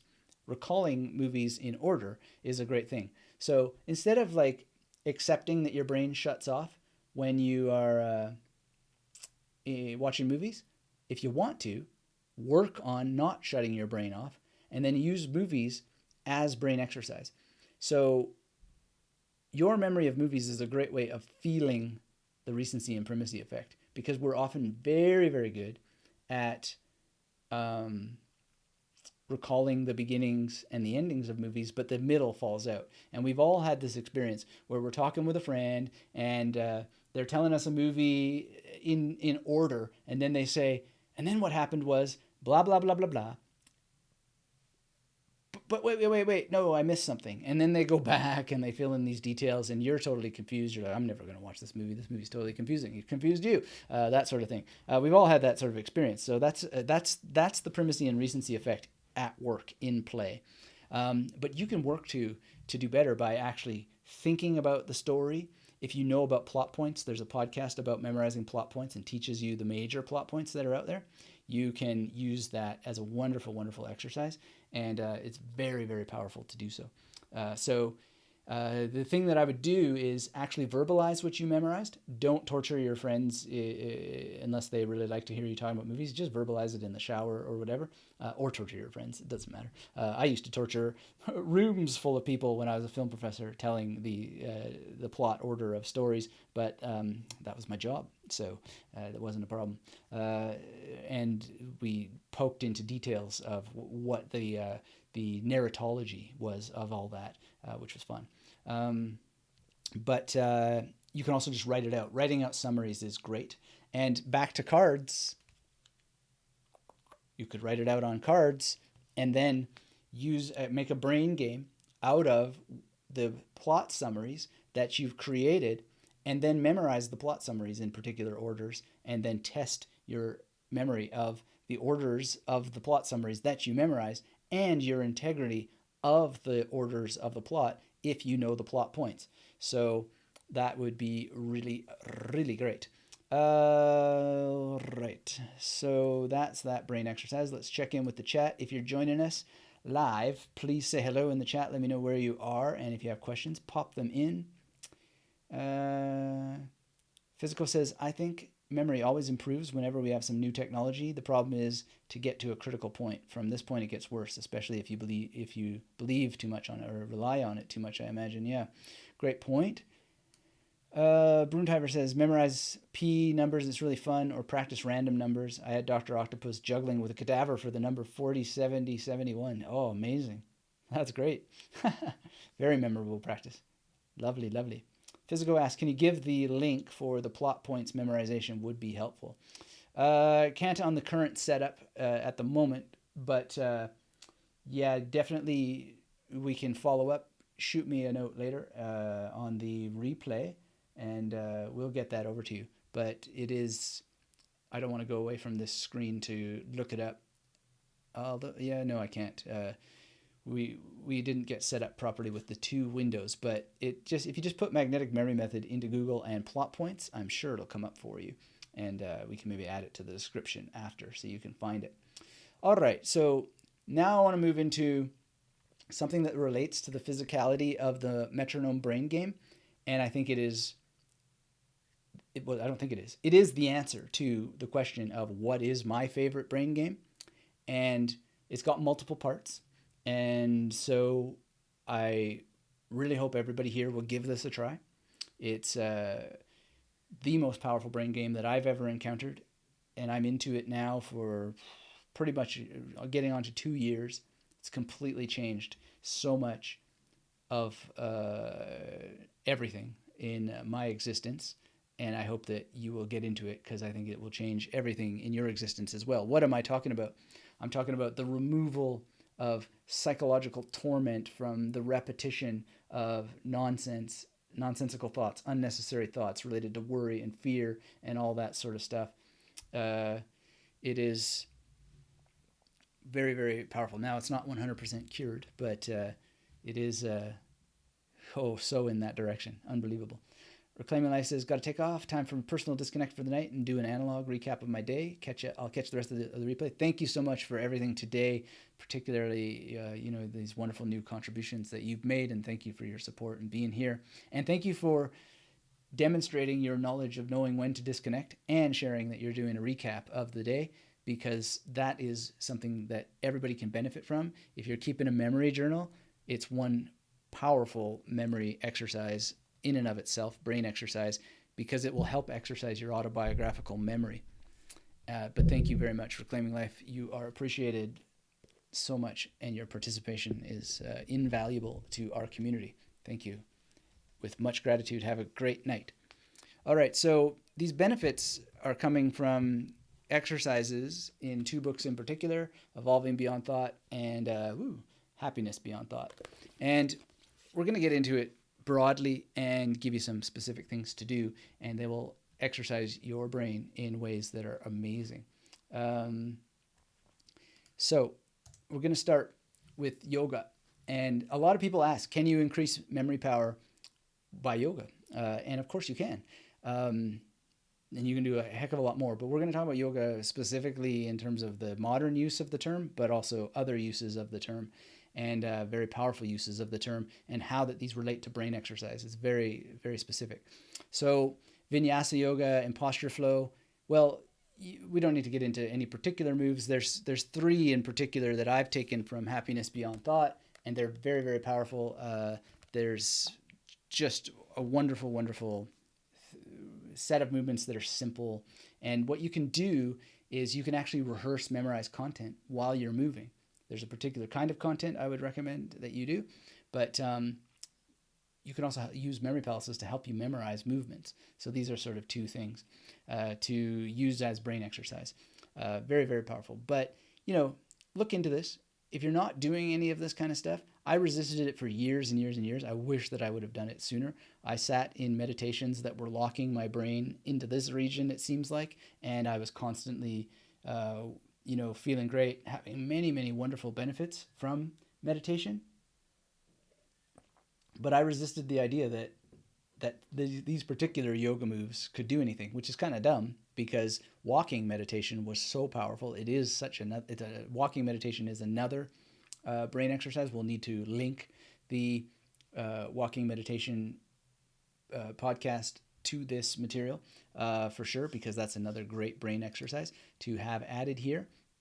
But in general, it's weird to me that I resisted it, but the world works as it does, and I got into it when I got into it, and it's just beautiful to add these particular kinds of movements. I don't think that they have a name in this book, but there's 3 of them. Check them out. Now, the next thing is the idea of karma yoga, which is doing good things without expectation of return, which concentrates the mind, it crumbles bad memories, it makes life a bright and shiny game, and creates a wonderful treasure trove of memories, which is what we're all doing here today. So those of you who are active in this discussion, sharing your mnemonics like Bruntheiver, sharing your ideas for additional games like Reclaiming Life and Adolfo, you're all giving without any particular expectation of return. And this is part of taking what you've done, putting it out into the world, and just letting go. And the reason this concentrates the mind is because you're not fixing your memory on the outcome and hope somehow, causing suffering, because expectation is the quickest path to suffering. Is this brain exercise? It absolutely is, because you have to remind yourself all the time that you're going to do good things without an expectation of return and just let it go. Let it go. And this is absolutely powerful. And this is brain exercise that is this simple. Whenever you feel disappointed that you didn't get the response that you expected, you remind yourself that you're not in control of the results anyway. You never are. This links back to what we were talking about the CEOs manipulating things with data scores and all this kind of stuff. They're trying to be in control of outcomes, but no one's in control of the outcomes. But if you can just let go, then you're more focused in the present moment. And one way to memorize, to use memory exercise, is to memorize something from the Upadesa Saram, which goes Karturajniya Parapayute Phalam Karma Kim Param Karma Tajajadam. And 76 is the page that this is on. And basically it's saying you're not in control of the laws of the universe, so why the heck would you think you were in control of what happens 2 minutes from now? A perfect demonstration is that I'm not in control of the next chat that will come in here.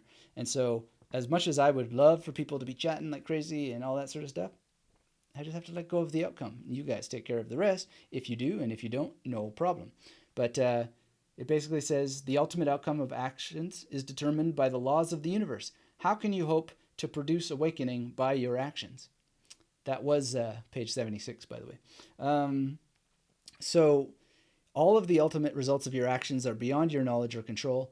How can you undertake an action believing that it will produce a given result, and only that result, when you have no ability to predict or determine its many outcomes? The results of your action several interactions later with unknown others in any of numerous side branches are unpredictable. The factors and energies in any situation are also the result of a multitude of intersecting chains of actions and reactions which are unknown to you. Given these limitations, it is even more unlikely that the actions that your mind could come up with could produce a state that is limitless and beyond the scope of the mind. So memorizing that in Sanskrit and reminding yourself daily whenever you get hung up on something not going the way you wanted it to, which happens often if you're a human, is a great brain exercise that removes the suffering, because expectation is the quickest path to suffering. And when you just remind yourself that you're not in control of what happens in the next 2 seconds, well, there you go. And Rasmus just showed up when I said I have no idea what will come up in the next few seconds. So hello, Rasmus. Thanks for being here. It is going great, and it is nice to see you again as well. So Brunheimer says, Anthony, I'm sorry I did not clearly understand your best brain exercise. I understood what it meant for you and how you do it. If you don't mind explaining. Let me know more questions, more specific questions. But the first was physical yoga and actually recalling memorized content in the movements. And there's a number of things you could do, like the language that you're studying. You can be moving around, moving through your memory palaces. You can do, some of the self-inquiry questions that are in these books that we're talking about today, and so on. That, and then the second one is karma yoga, which is ultimately acknowledging that you're not in control of the outcome, and then just doing good things, good actions, without expecting an outcome. And monitoring when you are suffering because you expected an outcome over something you couldn't have controlled anyway, right? You just are not in control. And this is a passage from Happiness Beyond Thought that I think not only explains it, but gives you a neat, simple little thing to memorize that is really, really simple. So, Karturajniya, I remember I saw a shopping cart, the Taj Mahal, because I don't know anyone named Raj. And then there's this guy named Neil who's kneeing you, and then, Parapute Phalam. Then I saw the Parapaints. I used to work at Parapaints. And Ute is kind of like the YouTube symbol, giving some tea, which doesn't quite make sense, but it all works out. And Phalam was a little bit interesting, but I got something that I can't mention here. It's a little bit brutal, but very nice. And now I don't need that anymore. It doesn't interrupt anything. And then Karma Kim Param. So karma, I don't really need anything because that is a well-known word. Kim, I thought of Rudyard Kipling, of course, and Param Pum Pum, that sort of thing. And then Karma Kim Param. Karma Tajadam. So this is this guy I met in the park named TJ, and Tajadam is just basically I actually don't even know what that image was, but something was there, got it into long-term memory. That image would come later, and it's just great. And helping to hear, one of the cool things is that the MP3s of this are in on a page on Happiness Beyond Thought where you can get this book. So you can listen to him chant it. You'll hear it chanted, pronounced a little bit differently here and there. I wouldn't get personally hung up on the wide range of pronunciations, but Gary does say that how things sound matters. But I think we're all going to have our own pronunciations. But it's really, really powerful, and it helps you remember like the big stuff in life that will really exercise your brain and clean it out of the junk of expectation. So that's really powerful. So Brunheimer says, I bought Happiness Beyond Thought as you recommended. Haven't started it yet, though. Seems to be filled with wisdom about meditation and stillness. Yes, and thank you for supporting Gary's work by getting it. I would add to it, it has all those things, but it's also a great book about memory. It's a great book about memory, as is Evolving Beyond Thought. These are like textbooks to training your memory in a new way, well, an old way. It's talking about how they did it for thousands of years, but with a particular goal outcome in mind that has improved my memory massively by memorizing particular things, these self-inquiry questions and guides for life. It's like, I think possibly faster to getting towards the goal of mental stillness than, for example, 12 Rules for Life, a lot of which are tongue-in-cheek, named in a tongue-in-cheek way, but also very, very useful if you understand what's really being said there. I think you're better off deciding to read 12 Rules for Life and Maps of Meaning so that you get the best of both worlds. In any case, I'll have more to say about that on Sunday. If you're in Brisbane, there's a Jordan Peterson meetup group, and the people who have put it together seem very, very interesting, and so I'm looking forward to meeting them, and we'll certainly talk about those things more later on Sunday. So if you're here and you can be there, that'd be awesome. Ramachandran says, how do you think juggling can help build a strong memory? I'm a juggler and I can juggle 5 balls. Awesome. Excellent. Well, that's a great one. I have a video on brain exercise and juggling, so you could check that out here on the channel. Just search it up. And ultimately, I think it works best when you're actually reciting what you've memorized while juggling. That's been my experience, but there may be more science around it that I haven't encountered yet. Rasmus agrees that very often expectations are the root of suffering. Yeah, I think I would just say always. Uh, I'm really convinced that it's more than very often, but sort of always, and that's kind of that's the point of this particular karma yoga, is to just scrub it out and let good actions do their work. Because a lot of people believe in the law of attraction, and I think that there's truth to the law of attraction if it's preceded by the law of action, and that means that you have to do stuff in order to achieve your goals, whatever those goals may be. But the attraction happens naturally because you're the person who is actually taking action, right? And then imagine that if you're indifferent to any outcome and you're just blissfully doing your thing, then of course you're going to have life as a bright and shiny game. It's like, imagine enjoying playing Super Mario whether you win or not. Will you get frustrated if you somehow get eaten by a plant or hit by a turtle or whatever? Well, maybe, yes, but you still can take joy in it, and maybe you need to go back a couple levels and practice to get forward. But if you are suffering at it, well, it's not expectation. Your expectation of winning that game is suffering because you're expecting to win without the proper practice. So this is a way of getting proper practice in progressively, day after day, and proceeding towards goals as you increase the challenge. Like, everything maps onto the challenge frustration curve, which is not being in flow, by the way, but relates to it certainly. All right, so Sandra is here. Hello, Sandra. Thanks for saying hello. Good to see you. Mr. Space is here in Samarkand. Thanks for saying hello. And it's actually cold there. Wow. Well, I hope that you're using memory techniques to keep yourself warm. Let's carry on. Karma yoga is maybe a difficult concept, but it's actually, once you wrap your mind around it and you start doing it, you will be rewarded richly. All right, so the brain game of magnetic bhakti yoga. So visit memory palaces related to your parents, for example, to practice devotion. And if you need to work on this, like you don't like your parents, do it anyway and find a way to resolve it, settle it, sort it out, get it sorted in whatever way you have to. Visiting memory palaces is a great way to turn this into brain exercise, match it with brain exercise, and go through, find grace, find forgiving, clean it out. And why be devoted to your parents? Well, they gave you the gift of being here. And if you're feeling wretched about being here, then get it sorted. This is a way of getting it sorted. And then practice your devotion to memory through study, continual study, SIP, right? Study the techniques, implement the techniques, practice the techniques with information that improves your life. And it's really, really important. And then support your teachers. So go out, find all the greatest memory teachers that you resonate with, support them.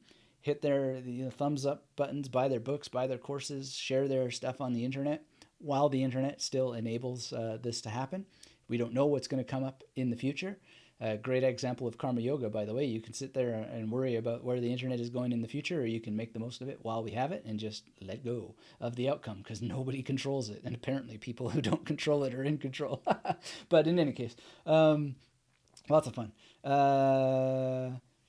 Great. And memorize chants that support these initiatives. So that's what these books are filled with, and they're really good. And I kid you not, I think that everything that has grown on this channel and throughout the world is coming directly from greater peace and joy and just doing superhuman amounts of stuff that could only possibly be done because I have settled so many inner conflicts that I was surprised that I still even had after so many years of meditation and so forth. And these additional exercises have helped so much. And then there's self-inquiry. So you can find yourself through inquiry of, like, who exactly are you, right? And if you apply this brain exercise to your life, you're going to find that you can't actually authentically, honestly find yourself. So one of the ways to get started is, let's say you're doing some yoga, you're memorizing some stuff, you've practiced memorizing something, you're reciting it while you're touching your toes, or you're doing some kind of downward dog thing, whatever you're doing. And you just say, to whom is this happening? And really, really think about it. To whom is it actually happening? Right? You can even ask yourself that right now.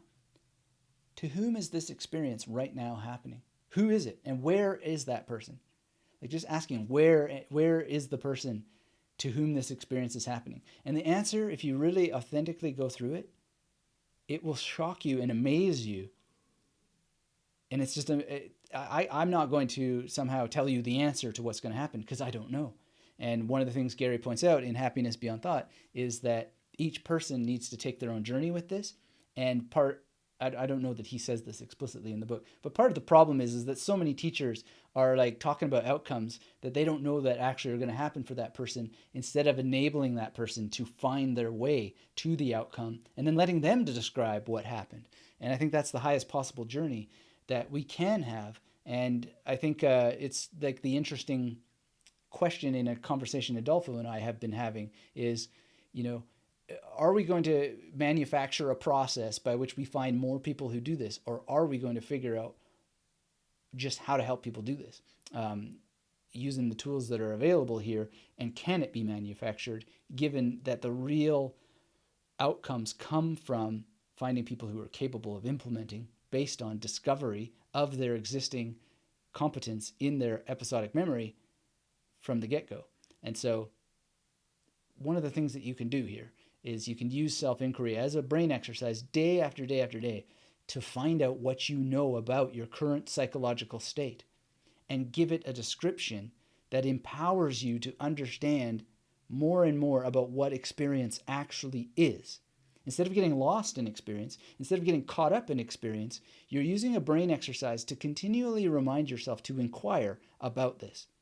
And so one of the most powerful questions, in addition to the ones that I've just suggested, are, how do my thoughts behave?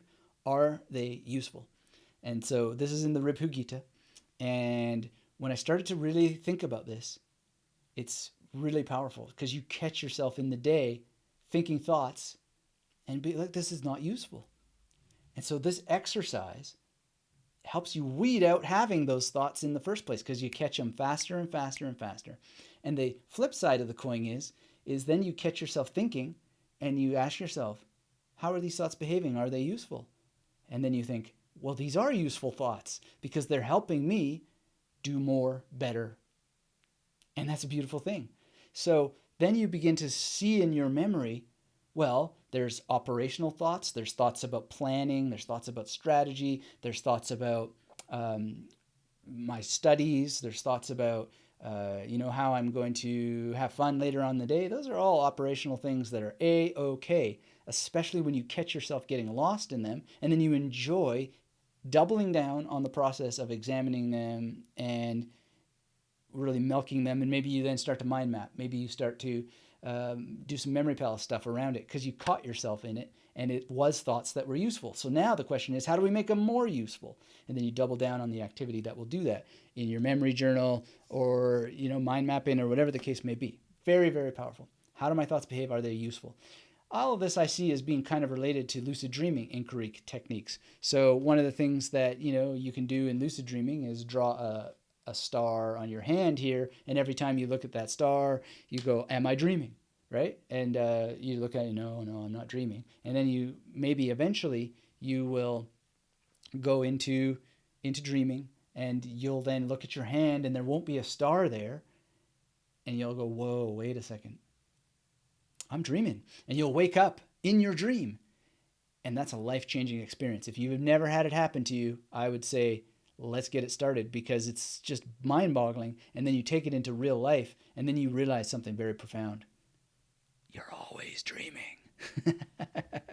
unless you're awake. And that's what these exercises can help you do, is be more awake more often. So people are asking for these books. It's called Happiness Beyond Thought by Gary Weber, A Practical Guide to Awakening, and Evolving Beyond Thought, and it is updating your brain's software. And I like how Gary uses the metaphor of software. I often don't like computer brain metaphors, but in his case, it works. By the way, This is a little bit about of bhakti here. We talked earlier about the brain game of magnetic bhakti yoga and practicing devotion to memory study and supporting your favorite memory teachers. Well, look at what I'm doing right now. Get his books, apply them, read them, at least check them out.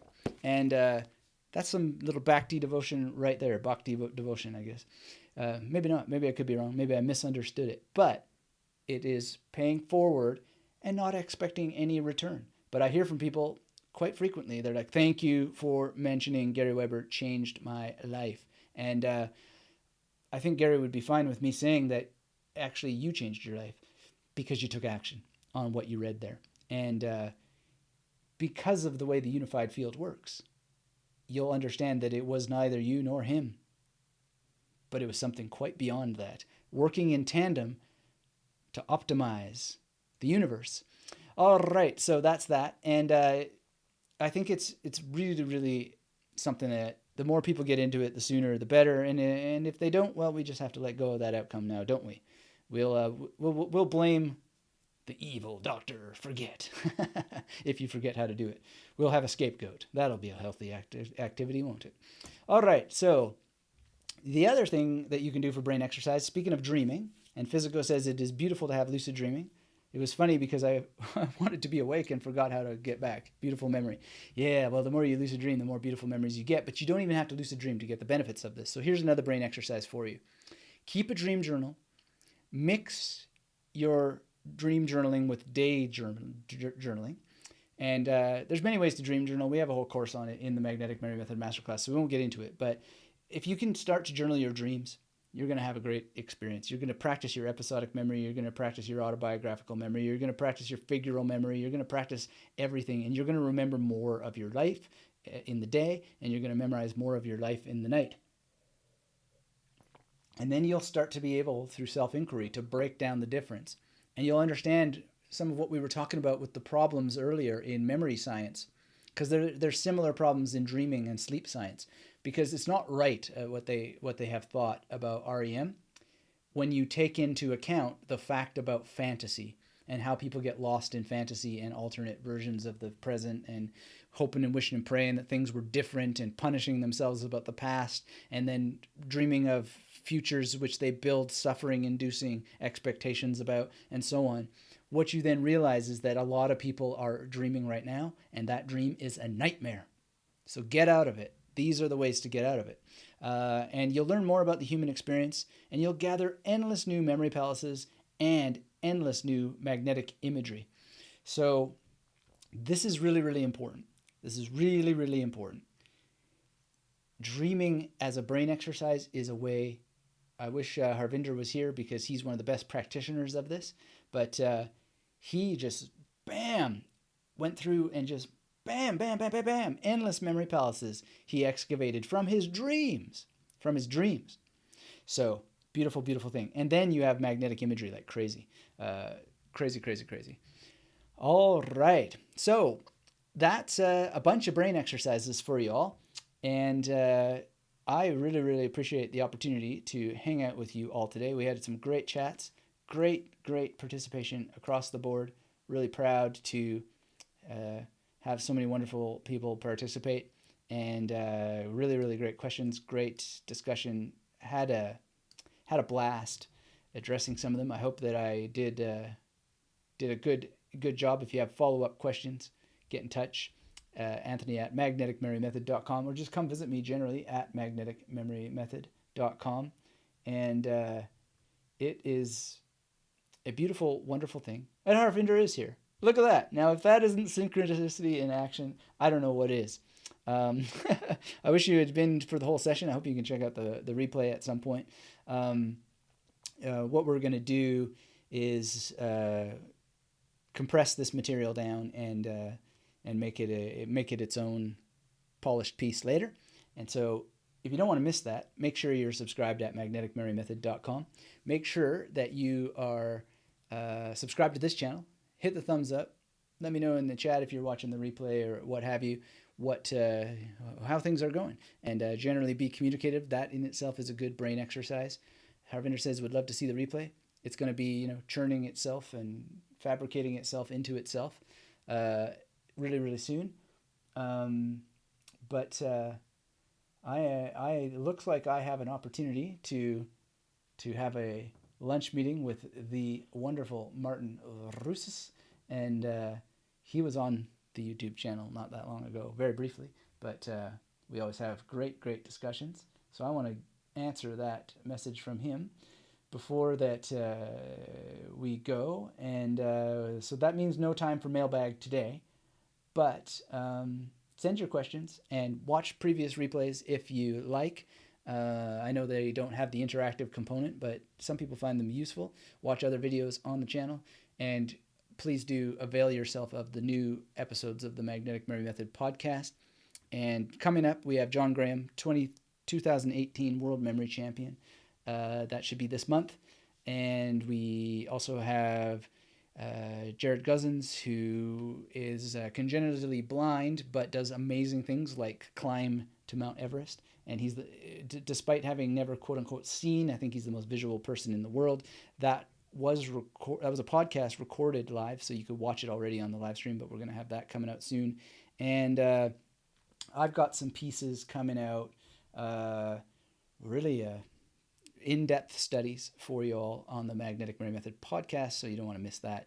And your interests always drive what I'm doing, and Adolfo has talked a lot about doing more for university students, and I just really generally need to hear from more university students what their hang-ups are, what their goals and desires and big dreams are, and we can perhaps do something very, very special. Although I'm stubborn in some ways, that I think that what we're looking for is more people who want to be in love with this tradition or already are in love with this tradition, and the more of them are in university or can find themselves thinking about going to university in a time where outside of the sciences, and it's creeping into the sciences. I don't know. The descriptions may be exaggerated out of fear and suffering from the people describing it, but I think I see what's going on. So I think the university that we need to build is going to be, I don't know, at the end of the day. I really don't know, but I have in mind something that's a little different than a university of memory training, but something that is very much in line with the ideals of a university, which is sort of what we already have in the Magnetic Memory Method Masterclass and the Mastermind and the podcast. And we have a lot of guest professors, if you want to think of it that way. So if you haven't heard the interviews with Nelson Dellis or Jonathan Levy or Tony Buzan or Phil Chambers or Mark Shannon, or the coming ones with John Graham, or the one with Tanzil Ali, or the one with Daniel Welsh, if you haven't heard with Alex Mullen, if you haven't heard the one with Gary Small, if you haven't heard the one with Christine Till, if you haven't heard all of these episodes, they're just there waiting to be unpacked. And as the internet moves more and more towards network television, the more the old stuff gets buried. But we designed it to be evergreen, to be useful for all eternity as such. And why is that claim possible? Why does that work? Well, as long as the human brain operates on the rules of memory, well, then none of that knowledge will ever change in value. It will never devalue. It will grow in value. And I don't think that the laws of evolution are going to allow technology to change the brain so quickly that any of us will notice a difference in our lifetime or the next or the next or the next. So I believe it was in that wonderful play Macbeth by Shakespeare that one of the easiest quotes from Shakespeare to ever memorize comes into play that we can all keep in our mind, which is just simply this: tomorrow, tomorrow, tomorrow. And ironically, even though we want to let go of the outcome, we know that the unknown is always coming, right? Which is what happened in Macbeth there. The knowledge of the unknown always coming, tomorrow, tomorrow, and tomorrow, is something that can kill you. It can freeze you in ice. It can make you the victim of the evil Dr. Forget. right? It can really destroy you. Or you can take your cues from some of the best teachers out there these days who are teaching you memory, even if you don't know that it's about memory, like Jordan Peterson, and understand that if you actively get involved in the mapping of your own life, then meaning will be a powerful engine of discipline that drives you every day with great, great bliss. And if you tap on or you tap into an additional tool, like what we talked about here as the ultimate brain exercise, my favorite brain exercise, which is memorizing the Sanskrit that is recommended by Gary Weber in Happiness Beyond Thought and Evolving Beyond Thought, I don't know what will happen. Predictions and promises are a dangerous game, but I know that you're going to be richly rewarded merely for diving in and giving it a try. And it is at great risk that you don't get started today, even though I don't know that for certain, because who knows where you are or what you're doing. You may just be having a great memory, a good old memory, great old time, and you don't need any brain exercise. But if you do, which chances are you do, we all do, I do, I need to increase the challenge on some, and I need to reduce the frustration on others. This is an ongoing, wonderful, wonderful experience, is to manage that and to be in for life. Because this brain, there's no promise. There's no promise that a tumor isn't going to emerge that destroys it all. There's no promise that dementia isn't going to come in and destroy it all. There's no promise that Alzheimer's isn't going to sail in like the evil hawk of death and blind me to my own knowledge and my own experience. There's no promise that any of that's not going to happen. So, what's the best gambit?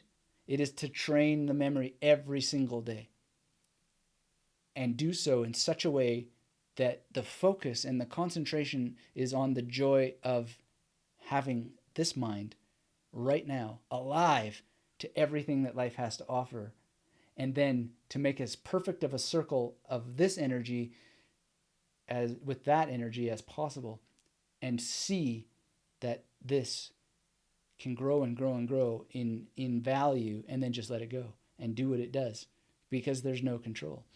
And that's a beautiful thing. And so my recommendation then is to memorize the information that's going to improve your life, and then direct it at improving the lives of others insofar as they want their lives improved. And when they don't, no problem. Let it go, because that's the only thing you can do. And you can't lead. It's hard enough to lead people to water, let alone encourage them to drink. But if you are the shining example in the best possible way that you can be, you will create great energy and enthusiasm that, even if it never leads to them actually taking action, will have done something good for sure. And this was what Harry Lorraine told me years and years ago, and I never forgot it. And it is a huge secret to how that this is even happening, is just to understand that there's something magical and powerful and transformative even in just the discussion of memory. And I wish that all people would take up these techniques and learn them to a point of at least intermediacy, and to have that level of capability with them. But if they don't, they don't. And we are very sad about that. But we're not going to let it get us down, because the focus is always going to just simply be on sharing and inviting as many people who are as interested as we possibly can, and allowing the rules of the universe that we don't control, but we can understand, we can study, help guide us do it better and better and better as we progress towards as good as we can get, without worrying about being perfectionists about it. And so the last thing I will say is that Stephen Hawking really is another person to study for inspiration in this regard, because he said it's very clear that the universe has rules, and those rules are identifiable. And if we can just discover what they are, then we can send people to the moon, we can build space stations, we can do all kinds of things. But to go in denial of those rules you can't do anything, right? Like you can't build pills and that solve diseases and all that sort of stuff. Um, you got to know the rules, right? And those rules are tricky because the more that we have better tools of analysis, the more we understand the rules, and sometimes things change. And that's why a real, true, proper understanding of science matters. And science literacy is the number one thing to invest in our world, because so many people don't understand what science is. They hate the science because they hate how they see scientists behaving, not understanding the influence of corporate mucking around and not understanding that science and scientists are two different things. Science is a tool, and no human can destroy it or its wonderful grace and power. And all that we've talked about today is helping you discover the science and the scientific laws that govern your brain. And nothing should poison that. Nothing should stand between you and that beautiful understanding that once you understand it in a way that can be understood only when you're taking action based on what you've understood, well, then you are free. You are free from the tyranny of the evil Dr. Forget. And believe me, he's not done yet. He's sticking around forever. And so we always have to have Edgar the Elephant here doing his stuff to encourage us to tackle the evil Dr. Forget. And so we'll tell more stories from him soon about these two characters. And Physico says, how can we define an intermediate in memory? Well, the first thing is do you have a memory palace network? Is it at least 26 memory palaces? Have you used them all? Have you memorized that amount of material? If not, then that's the path to intermediacy. Adolfo says, Anthony, thanks for helping this old Navy veteran not only survive in academia, but soar. Oh, well, thank you for allowing me to help you. That's a great honor and a privilege, and your enthusiasm is appreciated so much. And not only your enthusiasm, but your capability in urging this in another direction or refining it in a particular direction. Even if I'm stubborn about certain things or don't see how it can work, I don't want you to give up. And I think that we are onto something that can be tremendously powerful, and we have the media to do it. So, carpe diem. Let's see. Broomtiver says, Adolfo, congrats on that accomplishment. As always, great motivational finale. Thank you, Anthony, and thank you all. Thank you, Broomtiver, for strategy. Excellent. Always love to see you here. Thanks, Maricella. Yes, we need to practice to not forget. Remember. Oh, we missed the 4th of November, or was it the 5th of November? I think it was the 5th. In any case, not British. But isn't that Guy Fawkes Day the 5th? I think it's the 5th. And speaking of which, it's almost Remembrance Day. So let's all remember those who... it's a crazy time. People are forgetting the things that so many died to protect. Let's not get into it now. At the moment that Brunheimer says, thank you for the motivational finale, let's not get into too much of it, but let's remember the fallen and show our gratitude to them all, because what we're doing right now is a direct gift from those who protected sanity and continue to protect sanity. So thank you, Adolfo, for your service. And let's do what we can to get more military people using their memory better so that they can do their work better, because who knows? All this technology that I worry about sometimes, worry in a different way perhaps than I used to, but all of this could potentially make war a different proposition altogether and lead to something else that we are tribal creatures that may need always to act out aggressions and so forth. But we may be able to find other ways to do it, to release these tensions. And The Accursed Share is a really interesting book by Georges Bataille. So if you haven't read that and you want to, surplus economy and so forth is interesting stuff to get into if you like your philosophy. Not saying it's right, not saying it's wrong, but it definitely opens a discourse and interesting stuff. So Rasmus says thanks. Mr. Space says thanks. I thank you all, and I thank all who may be watching this replay in the future, and look forward to the next time. And thank you all for being your beautiful selves and Thank you for supporting these initiatives from the Magnetic Memory Method headquarters here in Brisbane. Thanks, Michael, too, for being here.